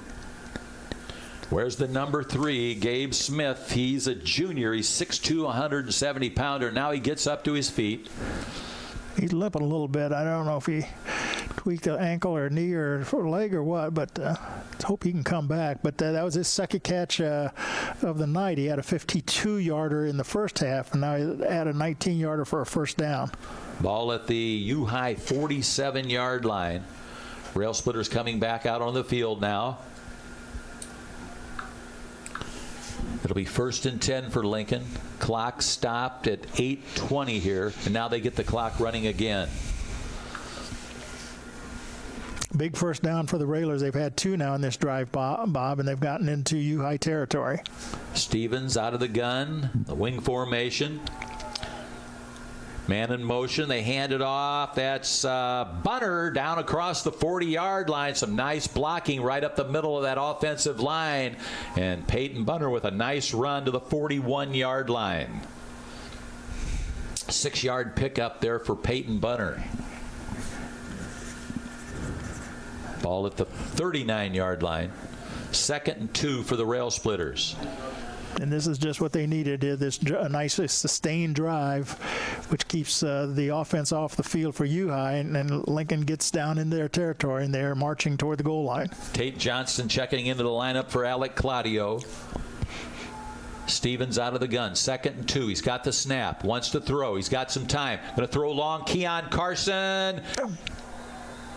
Did he? Nope. No. Good coverage. Had a man all over him. He tried to catch the ball at around the 10-yard line, but just couldn't hang on to it. He tried to come back and make the catch, Bob. It was just slightly short, and he tried to come back, and just about had it, but it popped away from him for an incompletion. So now it's going to be 3rd and 2 for the Rail Splitters at the 39. Stop the clock on the incompletion at 7:15, 3rd quarter. Big drive here for the Rail Splitters. They definitely need a touchdown here. They trail it by 2. Excuse me. Colby Glenn split here to the near side. The lone wide receiver. Man in motion. They hand it off to Bunner up the middle. He's got a first down and more. A nice run by Bunner. It's tough to take him down, and he's at the U-High 28-yard line. 11-yard pickup there by Bunner for the Rail Splitters. Peyton Bunner, the junior, the 6-foot, 200-pounder. And that's a Chris Coyne State Farm Insurance first down for the Rail Splitters, and that's the way we like it, baby, with 7 minutes left in the 3rd quarter. Yeah, nice run by Peyton Bunner right up the middle, and got some blocking at the line of scrimmage, but a lot of hard running to pick up those extra yards and get 11-yard pickup. Pool up over the football. U-High leads at 35-21. 1st and 10 for the Rail Splitters. 6:45 the 3rd. They hand off. Bunner again tries to go right side. Straight arms a guy, and then he just horses it up to the 25-yard line. A 3-yard pickup there for Bunner again. He's a tough runner. The junior, Peyton Bunner. Well, he had Joe Dom out in front trying to block for him, and he put his hand on Joe's back, and it was going to run right off that block, which is exactly what he did, and he got it down to the 25, a 3-yard pickup. 2nd and 7 for the Rail Splitters. Clock on the move. 6:15 now for the 3rd quarter. Nice drive by the Rail Splitters. Stevens into the huddle. Talking it over with the Rail Splitters. Kobe Glenn will split it here to the wide receiver to the near side. Ball's on the far side hash mark. Stevens out of the guns. Man in motion. A bad snap. He goes back and he just dives on it back at about the 39, 38-yard line. You're going to spot it at the 39. A big loss for the Rail Splitters back to the 41-yard line. Wow, that's a 16-yard loss. That's a drive killer right there. It's 3rd down now, and 3rd and a long way to go, but that was just ball was snapped, was down low, and he couldn't get down and get it, and it scooted past him. And the clock continues to run with 5:28 left in the half. Kenai Carson to the far side of the field is the wide receiver. Kobe Glenn over here. Stevens has got time. Now there's a flag. Now he throws across the field to Kobe Glenn. He's got it at the 30, up to the 26-yard line, but a flag on the play early on. I think that's going to be a hold against the Railers. Glenn was able to come back and catch that and get it to the 26, but Coach, you're probably right. A hold against the Rail Splitters where that flag's at. Stops the clock with 5:13 left in the 3rd quarter. Now running onto the field is Aiden Crane for the Rail Splitters. Where's the number 9? And on the penalty, it goes back into Lincoln territory at the 49-yard line. And the clock continues to run with 5:05 remaining in the 3rd quarter. Rail Splitters going to go for it. 3rd and 33. Stevens has got the snap. Pump fake, and now it's batted away. Had a man wide open out there, but it was batted away. Had Colby Glenn wide open, but one of the U-High defensive men smacked it away. Yeah, it looked like he might have had a blocker out there in front of him also, so it could have been a big play, but it's going to be fourth down punting situation for the Railers. They had gotten down into U-High territory to the 25-yard line, Bob. Nice drive, started on their own 20, but then a bad snap and then a tip pass and a penalty, and that ended that drive. And there's the snap by Ryan Frugier. There's the kick. Long kick caught at the 20 by U-High. There's a penalty on the play, and the host of rail splitters there to try and stop him, but the play's blown dead on the flag. Yeah, I think that's his marker for where the guy caught the ball, so I don't think that's a penalty going to be on that play, but yeah, good coverage by the Railers for a short run return, but again, with 4:40 left in the third quarter, U-High is going to get the possession and a 2-touchdown advantage. 1st and 10 for the Pioneers at the 20, at their own 27-yard line. Clock stopped at 4:40, third quarter. Wieland out of the gun. He's got 2 receivers to each side, the lone running back. Now he goes in motion. That's Willis. There's the snap. Hands off to his fullback, and he's wrapped up. Quite a few rail splitters there. Sanders was one of them for the rail splitters. And that'll be about a 2-yard pickup. Depends on where they spotted it at 30, a 3-yard pickup, so it'll be 2nd and 7 for the Pioneers. The running backs for the Pioneers, Bob, they look like they're going to get some running room there, and all of a sudden Lincoln arm reaches out and grabs them and slows them down, and then they get some help and a short gain. 2nd and 7, Wieland out of the gun. He's got 3 receivers here to the near side. He's got the snap, and he keeps it himself. He's at the 35 to the 40 to the 45, and a first down for U-High at the 45-yard line. And that was Tate Johnson in pursuit there and dragged him down not before the first down out to about the 46-yard line, a 16-yard pickup. Clock continues to run. 3:48 remaining in the third quarter. 3 receivers again here to the near side. Wieland out of the gun. He's got the snap. This time he's going to throw the screen pass, and a nice tackle there for the rail splitters. That was Angel. And Angel Harrow with the tackle at the 48-yard line. That was Pardon me, that's the 43-yard line. That was a good aggressive attack by the defense there. Harrow getting upfield to make the stop right as he caught the ball. 2nd and 13. Wieland wants to run with it. He's at the 40, at the 45, and he's nice tackle there by Keon Carson, and a flag on the play. Late flag. It's going to go against U-High. They stop the clock with 3:07 remaining in the third quarter. Nice tackle there by Keon Carson. It looks like the Railers are going to decline the penalty and make it a 3rd and about 11. 3rd and 11 with 3:07 on the third quarter clock. Ball at the U-High 45-yard line. 2 receivers here to the near side, one on the far side of the field. Wieland has got the snap. Where's the number 6? Rolls out to his right. He's got his receiver. Stays on his feet. And there's Colby Glenn to wrap him up, but not before he gets into Lincoln territory. Short of a first down. Ball's at the Lincoln 47-yard line. Yeah, nice pickup on that. It's going to be 4th down, and I think they'll go for it with 4th or about 3. No huddle. Wieland, 2 receivers to the far side of the field, trying to pull us offside. Got a lone running back with him. Letting the play clock run down. They're trying to see if Lincoln will jump, I think. And they took a timeout. Took a timeout right before the play clock ran out with 2:06 remaining in the third quarter. Lincoln trails at 35-21. We'll be back in 30. Timber Creek Village Assisted Living understands the emotional journey of moving to a new home. That's why we work hard to make the transition as easy for you as possible. We currently have apartments available and invite you to come by and let us show you how we can provide you with a stress-free lifestyle and why Timber Creek Village is top choice for retirement living in Lincoln. You'll enjoy private apartments, 3 home-cooked meals a day, daily activities, socialization with other residents, and care centered around your individual needs. Timber Creek Village, where people become friends and friends become family. Lincoln Rail Splitter football on 96-3 with 2:06 left in the third quarter. It's going to be 4th and 3 at the 47 for the Pioneers, the U-High Pioneers. They lead it by 2 touchdowns, 35-21. Now they come out in punt formation, Bob, so it looks like on 4th and about 3, they're going to punt it, pin Lincoln deep in their own territory. I'll look for the trick play here. Ooh, almost pulled the rail splitter off sides. That was close.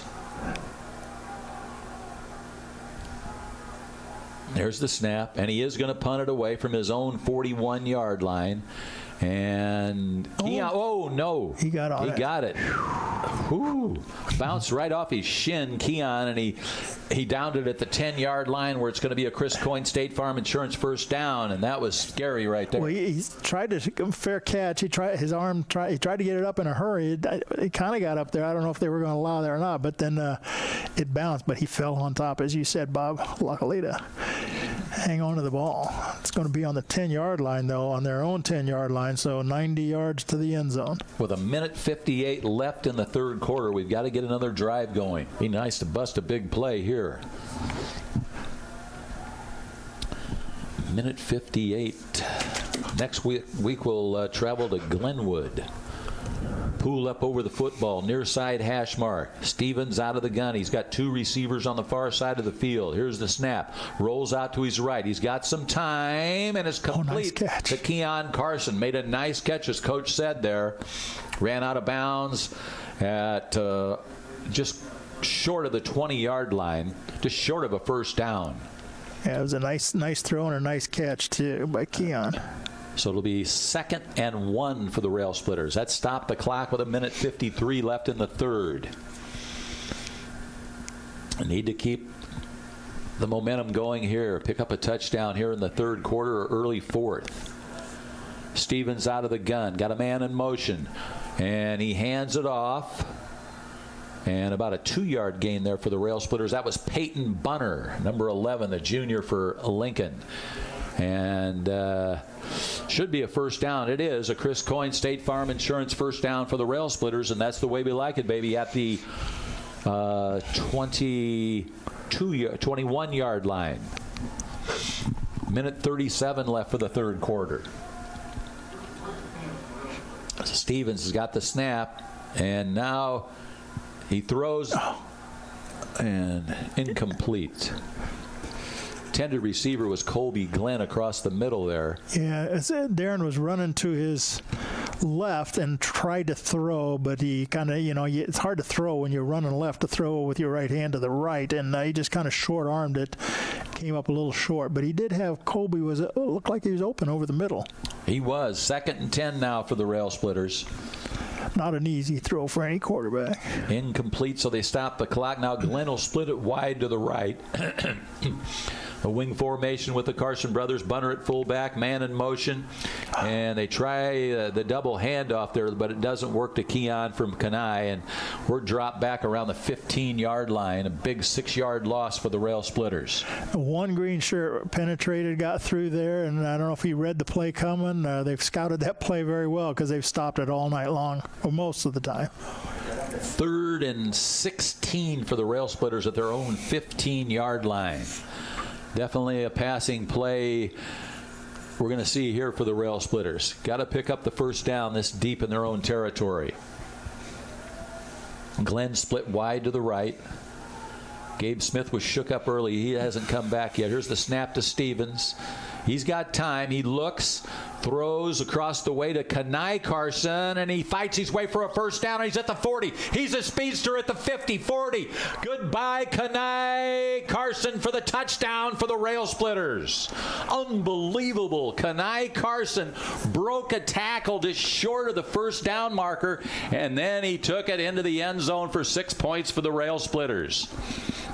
I knew once he got that stride on the guy, Coach, that he was gone. Well, they had him. It looked like they might have had him on the sideline here after the catch, Bob. He made a nice catch, but he broke a couple tackles, and once he did that, then his speed, as you said, carried him down the sideline.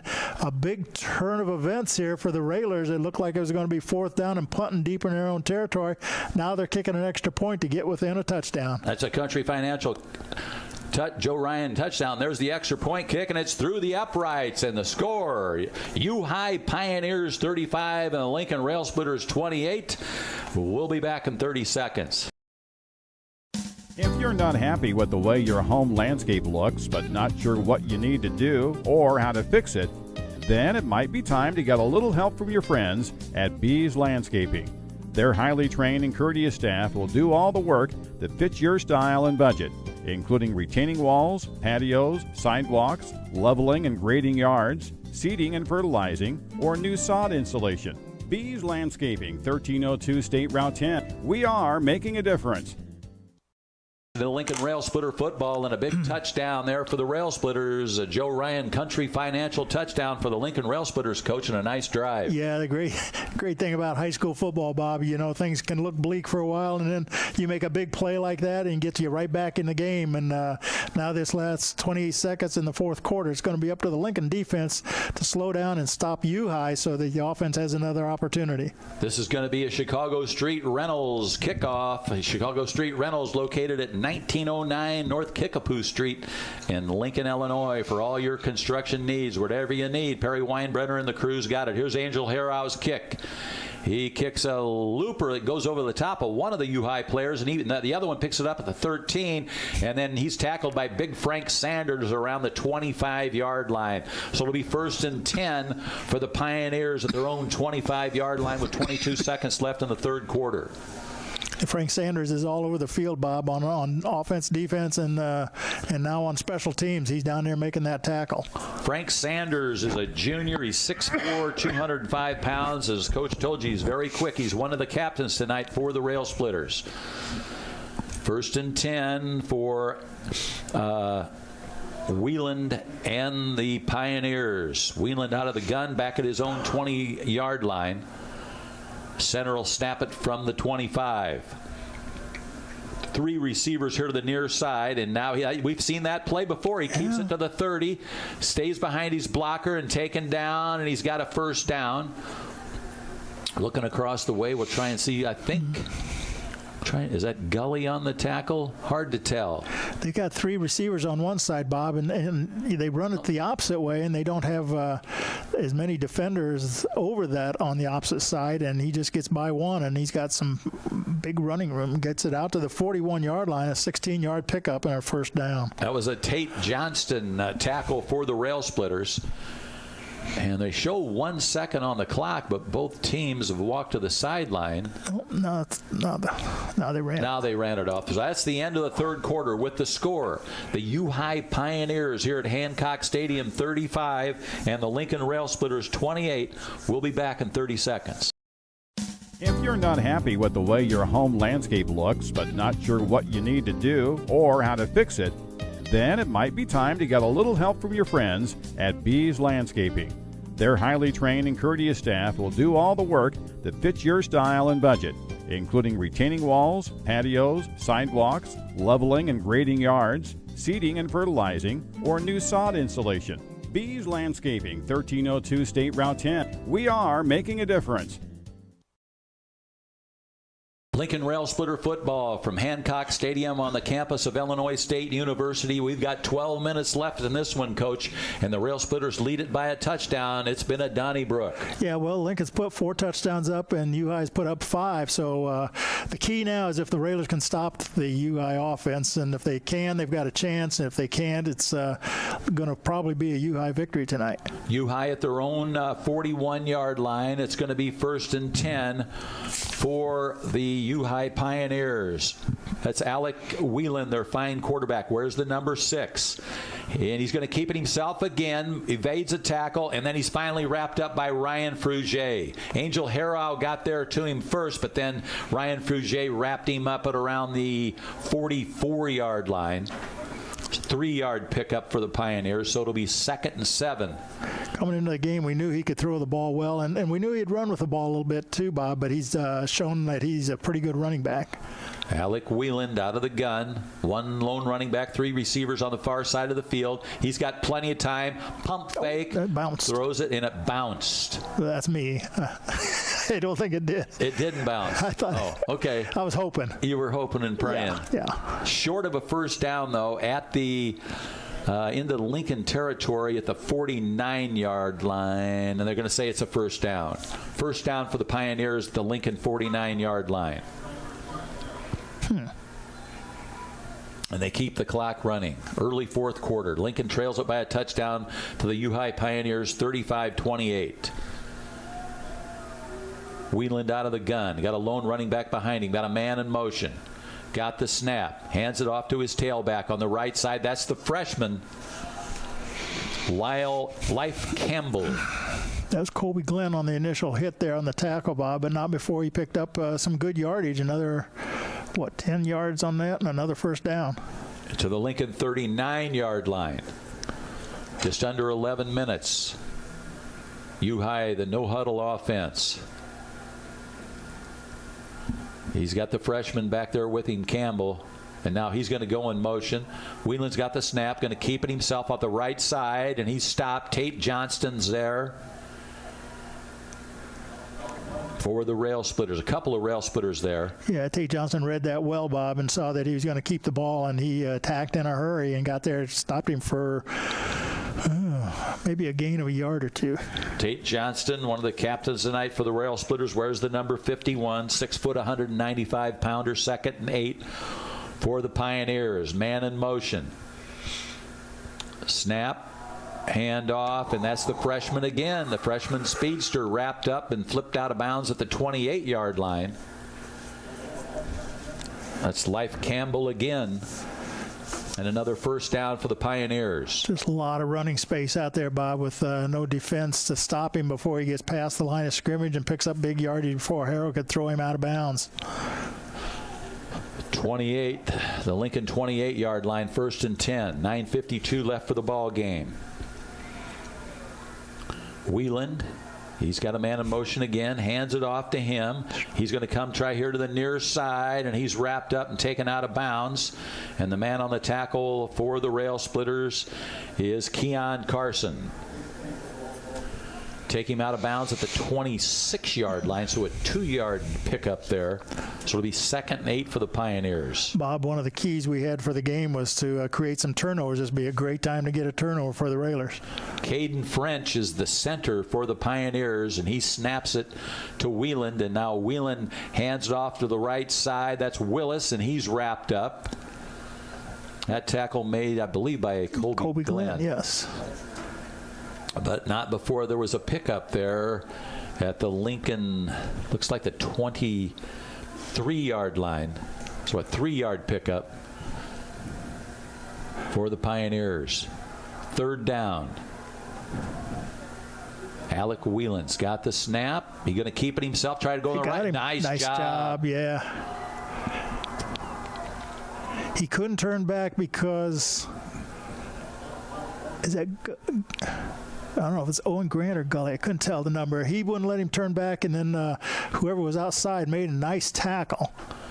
That's a 4th down situation now. 4-yard loss on the play. For U-High.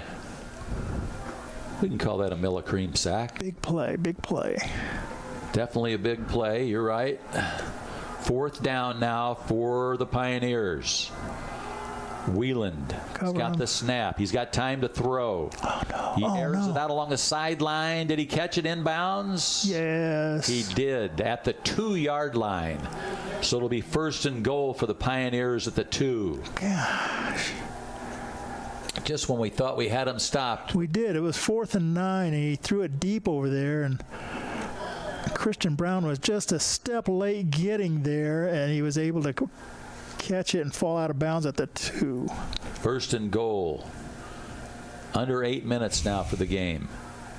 They're letting that clock run.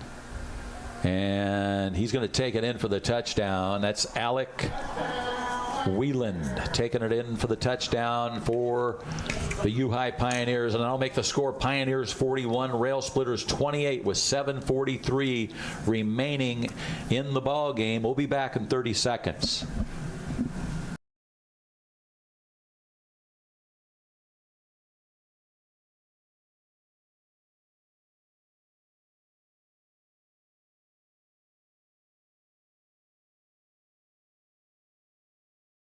U-High's extra point.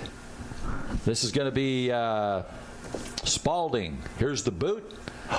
And it's through the uprights, and the U-High Pioneers lead it 42-28. Timber Creek Village Assisted Living understands the emotional journey of moving to a new home. That's why we work hard to make the transition as easy for you as possible. We currently have apartments available and invite you to come by and let us show you how we can provide you with a stress-free lifestyle and why Timber Creek Village is top choice for retirement living in Lincoln. You'll enjoy private apartments, 3 home-cooked meals a day, daily activities, socialization with other residents, and care centered around your individual needs. Timber Creek Village, where people become friends and friends become family.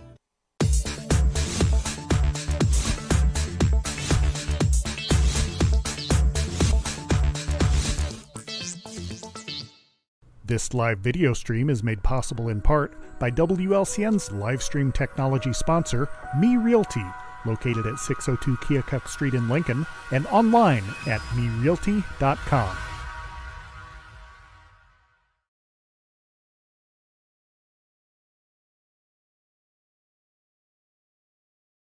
One of my grandsons, he has the same birthday, so. Oh, wow. Had a nice little party.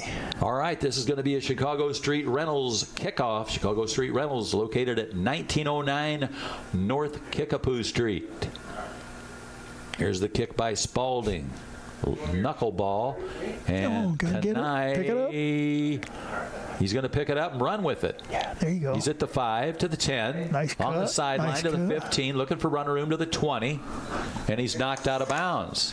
Kanai, the ball went past him. He went back and picked it up to the at the 2, and it's going to be a Chris Coyne State Farm Insurance first down at the, it looks like maybe the 21-yard line. Yeah, he made something out of nothing there, Bob. You know, it was pretty dangerous because it was a live ball when he finally picked it up there, but made a few moves and got it out past the 20, so a little bit of something out of that. Make it the 22-yard line. Chris Coyne State Farm Insurance first down. 7:35 left for the game in this battle of I-55 between the U-High Pioneers and the Lincoln Rail Splitters. Pool up over the football for the Rail Splitters. Glenn split wide to the left side. Let's hope that Gabe Smith's all right. He hasn't come back in. And here's Stevens going to keep it himself. Across the 25. Close to the 27-yard line goes Darren Stevens. 5-yard pickup. Make it a 4 at the 26. That was a nice fake in the backfield, nice move and carry. He doesn't have the breakaway speed like a couple of the players does, but he went up the middle and got 4 yards. Aiden Crane checks in for the Rail Splitters. Fast-moving clock. We're down to 7:05 now left for the game. Kanai Carson here to the near side. To the far side of the field is Kobe Glenn. In the slots, Keon Carson. Man in motion is Kanai. Here's Stevens. Throws it out, and it's complete. And Lincoln got some. That's Kanai out there. He lined up on the right side, on the wing, and then he went, and it's going to be a Chris Coyne State Farm Insurance first down. That's the way we like it, baby. At the Lincoln 33-yard line. 6:37 left for the game. That was a nice catch on a low ball down around the shoe tops, and he made a nice catch and picked up a few extra yards after that for the first down. U-High leads the Rail Splitters 42-28. Crane split to the far side. Glenn here to the near side. Stevens has got it. He's got time in the pocket and tipped away. It was a nice play out there again by the freshman. That is Life Campbell. Spell it L-Y-F-E. He's a freshman. I was afraid he's going to intercept there for a minute, Bob, but he just knocked it away. Sometimes the Railers receivers, maybe you need to cut across the field instead of going straight down the field and make a little better throw for the quarterback. So it's going to be 2nd and 10 for the Rail Splitters. Colby Glenn here to the near side. Keon's in the slot. Stevens rolls to his left, throws it up ahead. Incomplete. Intended receiver was Kenai Carson. Good coverage there. That was by Giovanni Fain for the U-High Pioneers. Ball remains at the 33-yard line of Lincoln, where it'll be 3rd and 10. Yeah, big third down play here. Need to keep the drive going here with 6 minutes and 8 seconds left, Bob. The Railer can't afford to punt the ball. And if it's if 4 down territory here on their own 33 and they don't make it, that's going to give U-High great field position. Glenn here to the near side. Keon's in the slot. Bunner at the fullback for the Railers. Stevens out of that gun's got the snap. Not much time. Throws it away. He just threw it away. He didn't have much time. Too much pressure. Now it's 4th and 10. Back in Lincoln territory with 6:02 left for the game. Yeah, it's got to be a hard feeling for a quarterback when you get that pressure and you don't have time to find anybody to throw to, and yet you still want to get rid of it so you don't take a sack. And you just heave it as far as you can and fell incomplete. Ryan Frugier checks back in for the Rail Splitters. Gabe Smith's been back in there. He's been back. I believe that's Gabe.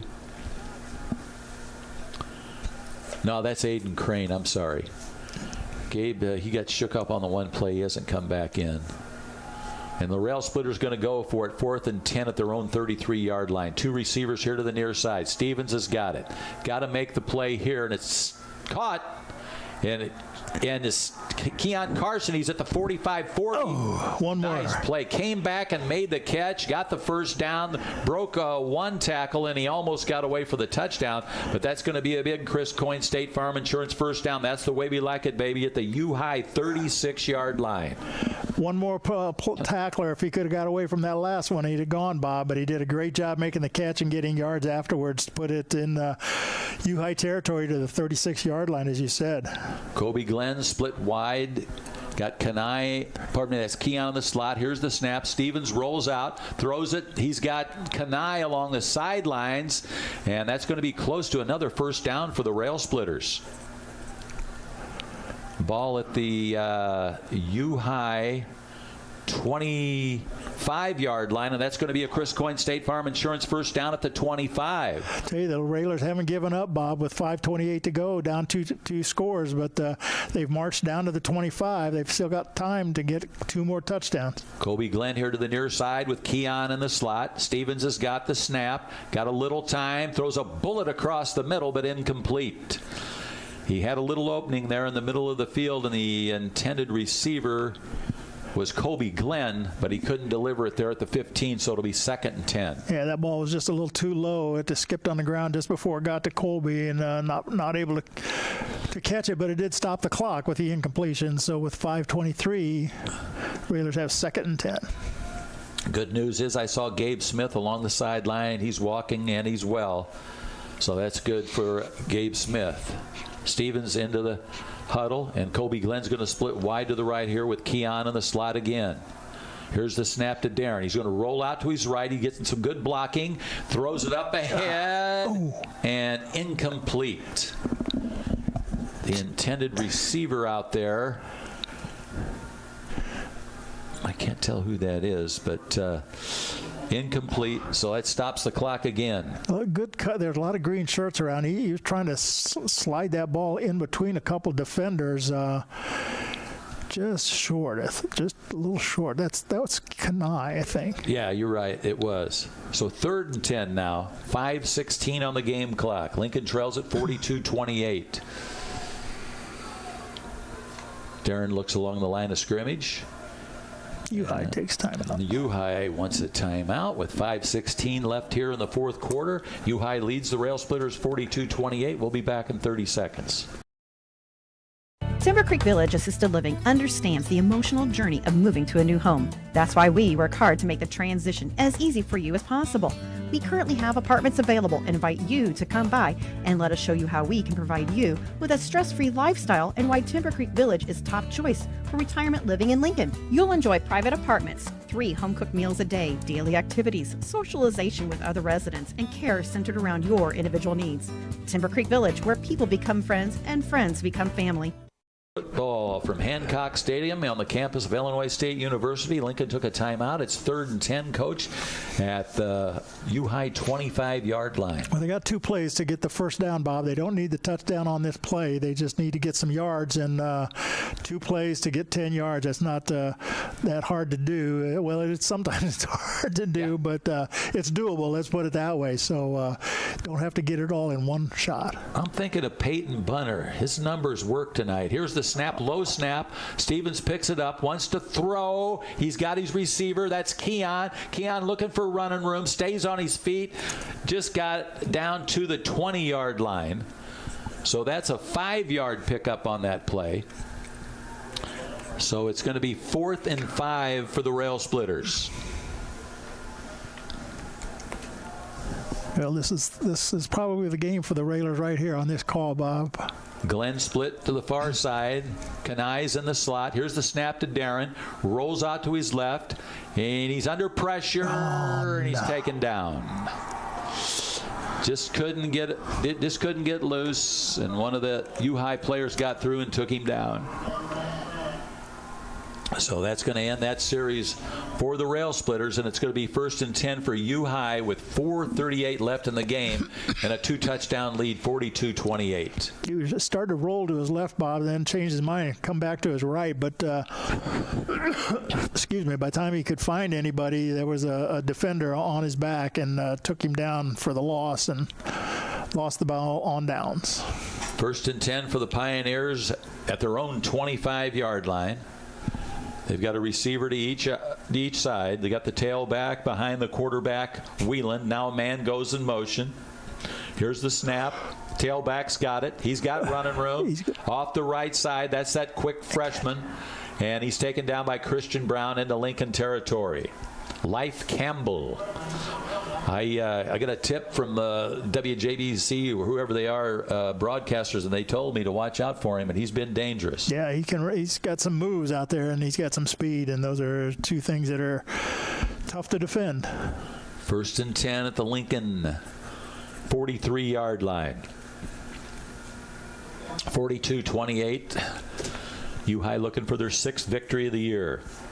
They're going to take their time now between plays to let the clock run. And the Railers is unofficially, I think they still have all 3 of their timeouts here this half, Bob. Wheeland out of the guns, got the snap, hands off to his tailback. Quite a few Railers going to take him down, but not before a pretty good gain there. Let's have a whistle. And they took their time blowing that whistle. Ryan Frugier going to check in for the Rail Splitters, along with Colby Glenn. Kyle Keeler coming out of the lineup along with Alec Claudio. Pardon me, I think that's Sanders. Got a 6-yard pickup there, and as they pushed him forward a couple extra yards, I think. But again, they're going to milk the clock all they can. 2nd and 4. This is just the backyard for U-High.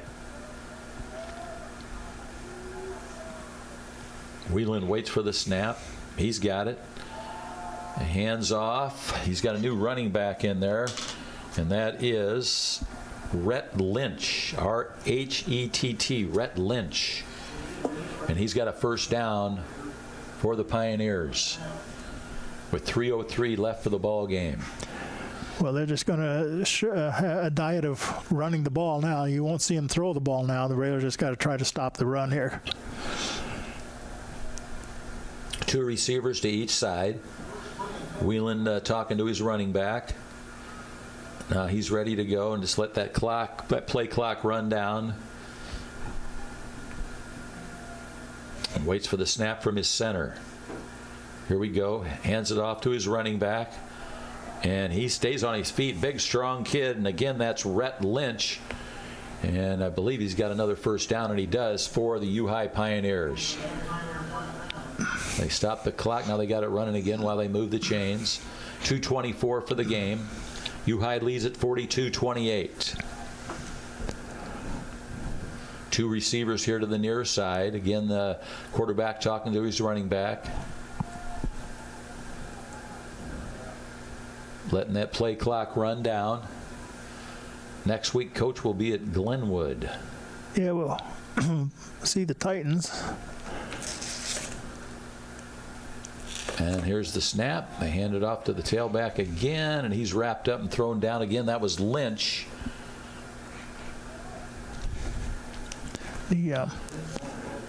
For what it's worth, the Titans beat this U-High team last week 35-0. Ooh. That tackle was made by Ryan Frugier. The Railers don't seem like they're interested in stopping the clock with any of their timeouts, so the clock continues to run. 2nd and 6 for the Pioneers. Letting that play clock run down again. Going to walk out of here with their 6th victory. They got the snap. Hand off to Lynch again on the right side, and he's in for the touchdown. Big number 48, Rhett Lynch, takes it in for the U-High touchdown with 68 seconds left for the game, and that's going to make the score. The U-High Pioneers with a big victory here tonight. It's not over yet, but that touchdown makes it 48-28. And Spalding will attempt the extra point. Demir Spalding, a junior.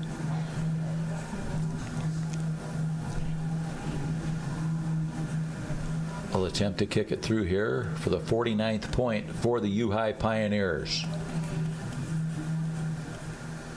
Look forward to doing this game at the big stadium. Yeah, this has been a terrific place to be, and great accommodations, just not so good out on the field for the game. There's the kick, and it's through the uprights, and the score now, U-High Pioneers 49 and the Lincoln Rail Splitters 28. We'll be back in 30 seconds.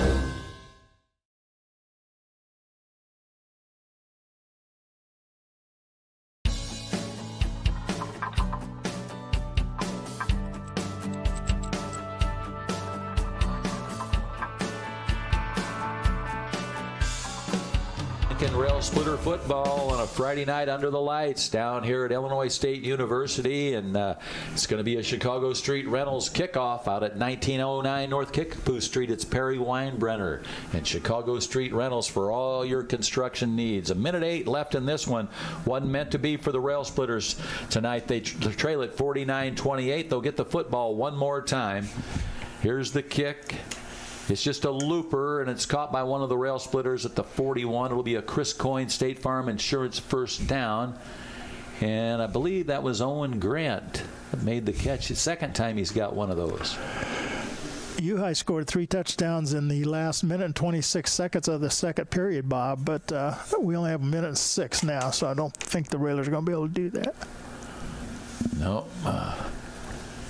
Chris Coyne State Farm Insurance first down. The Lincoln 41-yard line. Poole up over the football. Darren Stevens out of the shotgun. He's got the snap, rolls out to his right, and he's got tipped away. Intended receiver was Kenai Carson, but Drew Rader tipped it away for the U-High Pioneers. So we're down to 61 seconds now, and the incompletion will be 2nd and 10. Again, he's throwing into the coverage there a little bit, Bob. That was going to take a perfect pass to thread that in there and make that completion, and couldn't quite do it. Kobe Glenn in there now for the Rail Splitters. And just as we get close to the end, Bob, I see some pretty good showers, pretty good rain right now.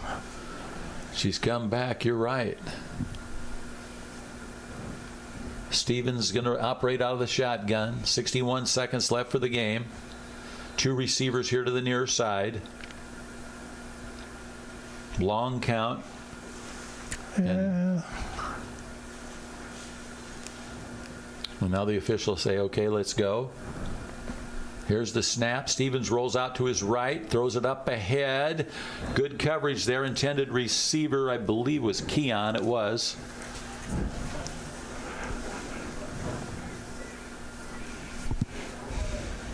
So it's going to be 3rd and 10 for the Rail Splitters. Rail Splitters slowly walking back to the huddle. We're in no hurry now. 3rd and 10 on the incompletion. Stops the clock with 56 seconds left in the ball game. This U-High team, we mentioned the loss last week to Glenwood, 35-0. Their only other loss was in week 2, a 35-17 loss to Sacred Heart Griffin. Well, they played them good. Good solid ball club. We saw that tonight. Here's the handoff on the run up the middle. Nice run there by Peyton Bunner, and he's got a Chris Coyne State Farm Insurance first down into U-High territory at the 43-yard line. That was a 16-yard pickup there for Bunner. And the clock continues to run now. Lincoln, as Coach said, not taking any of their timeouts. Kobe Glenn here to the near side. Bunner's had a nice game tonight, Bob. We unofficially have him for, I believe, 11 carries and 68 yards unofficially. Very nice. The junior, Peyton Bunner, 6 foot, 200-pounder. Snap, and this time Kanai's going to get it. He's at the 40. Across the 40-yard line, down around the 38-yard line. And that's going to be the last play of the game. Only 12 seconds left in the game. And the final score is going to be U-High Pioneers 49 and the Lincoln Rail Splitters 28. Both teams walking off the field, getting ready to shake hands. Good sportsmanship, and it's goose eggs on the board. And as I said, final score, U-High 49, Rail Splitters 28. We'll be back in a minute.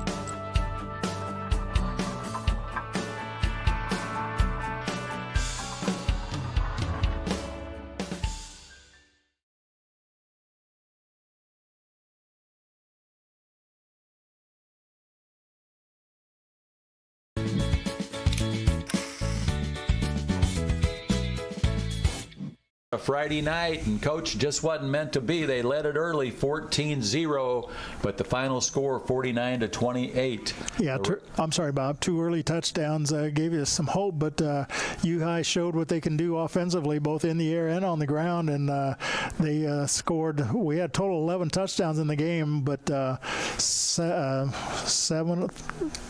of them were U-Highs, and Lincoln only had 4. Well, Coach, next week we'll be at Glenwood, and that's going to be a tough one on the road. But we had our shot tonight for a 6th victory. But you mentioned, as far as the point system is, if a couple games go our way, it's going to be a lot better for us. Well, yeah, we still need some points, I think. But the Railers dropped to 5-3, still a respectable record. U-High goes to 6-2, so they're in good shape for the playoffs. They have to finish the season, as we said, next week against Jacksonville, and that could be an interesting game because Jacksonville has some offensive potential too. So we'll see how that turns out. But the Railers got a tough one with Glenwood.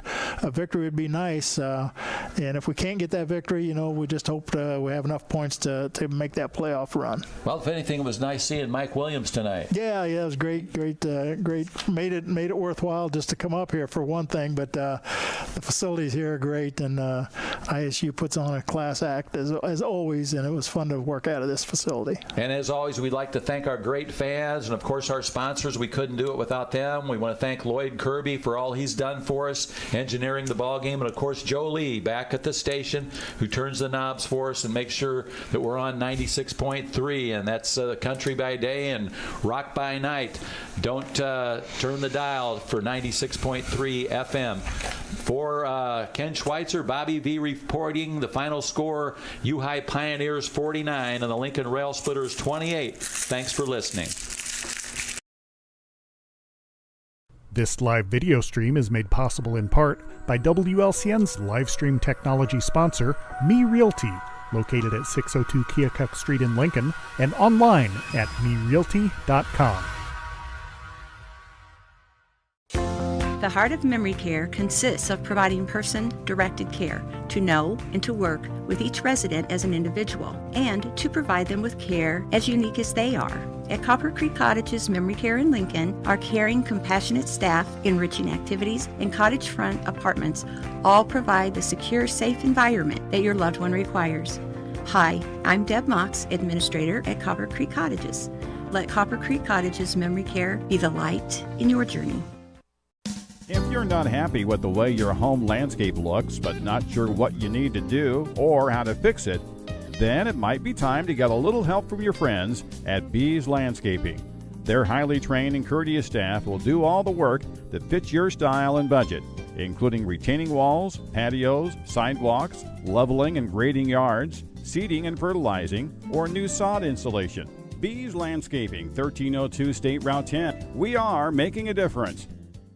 Timber Creek Village Assisted Living understands the emotional journey of moving to a new home. That's why we work hard to make the transition as easy for you as possible. We currently have apartments available and invite you to come by and let us show you how we can provide you with a stress-free lifestyle and why Timber Creek Village is top choice for retirement living in Lincoln. You'll enjoy private apartments, 3 home-cooked meals a day, daily activities, socialization with other residents, and care centered around your individual needs. Timber Creek Village, where people become friends and friends become family. WLCN 96.3 FM and WLCNonline.com present Lincoln Community High School Rail Splitter Football.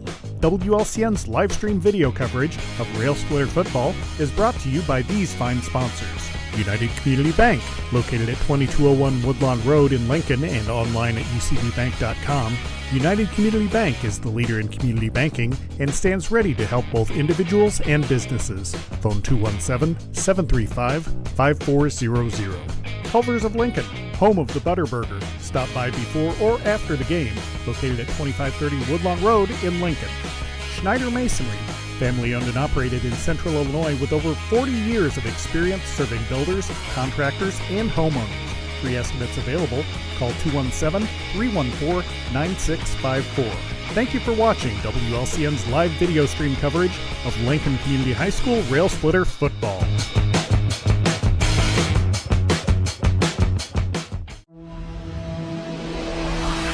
The preceding program is a presentation of WLCN 96.3 FM and WLCNonline.com.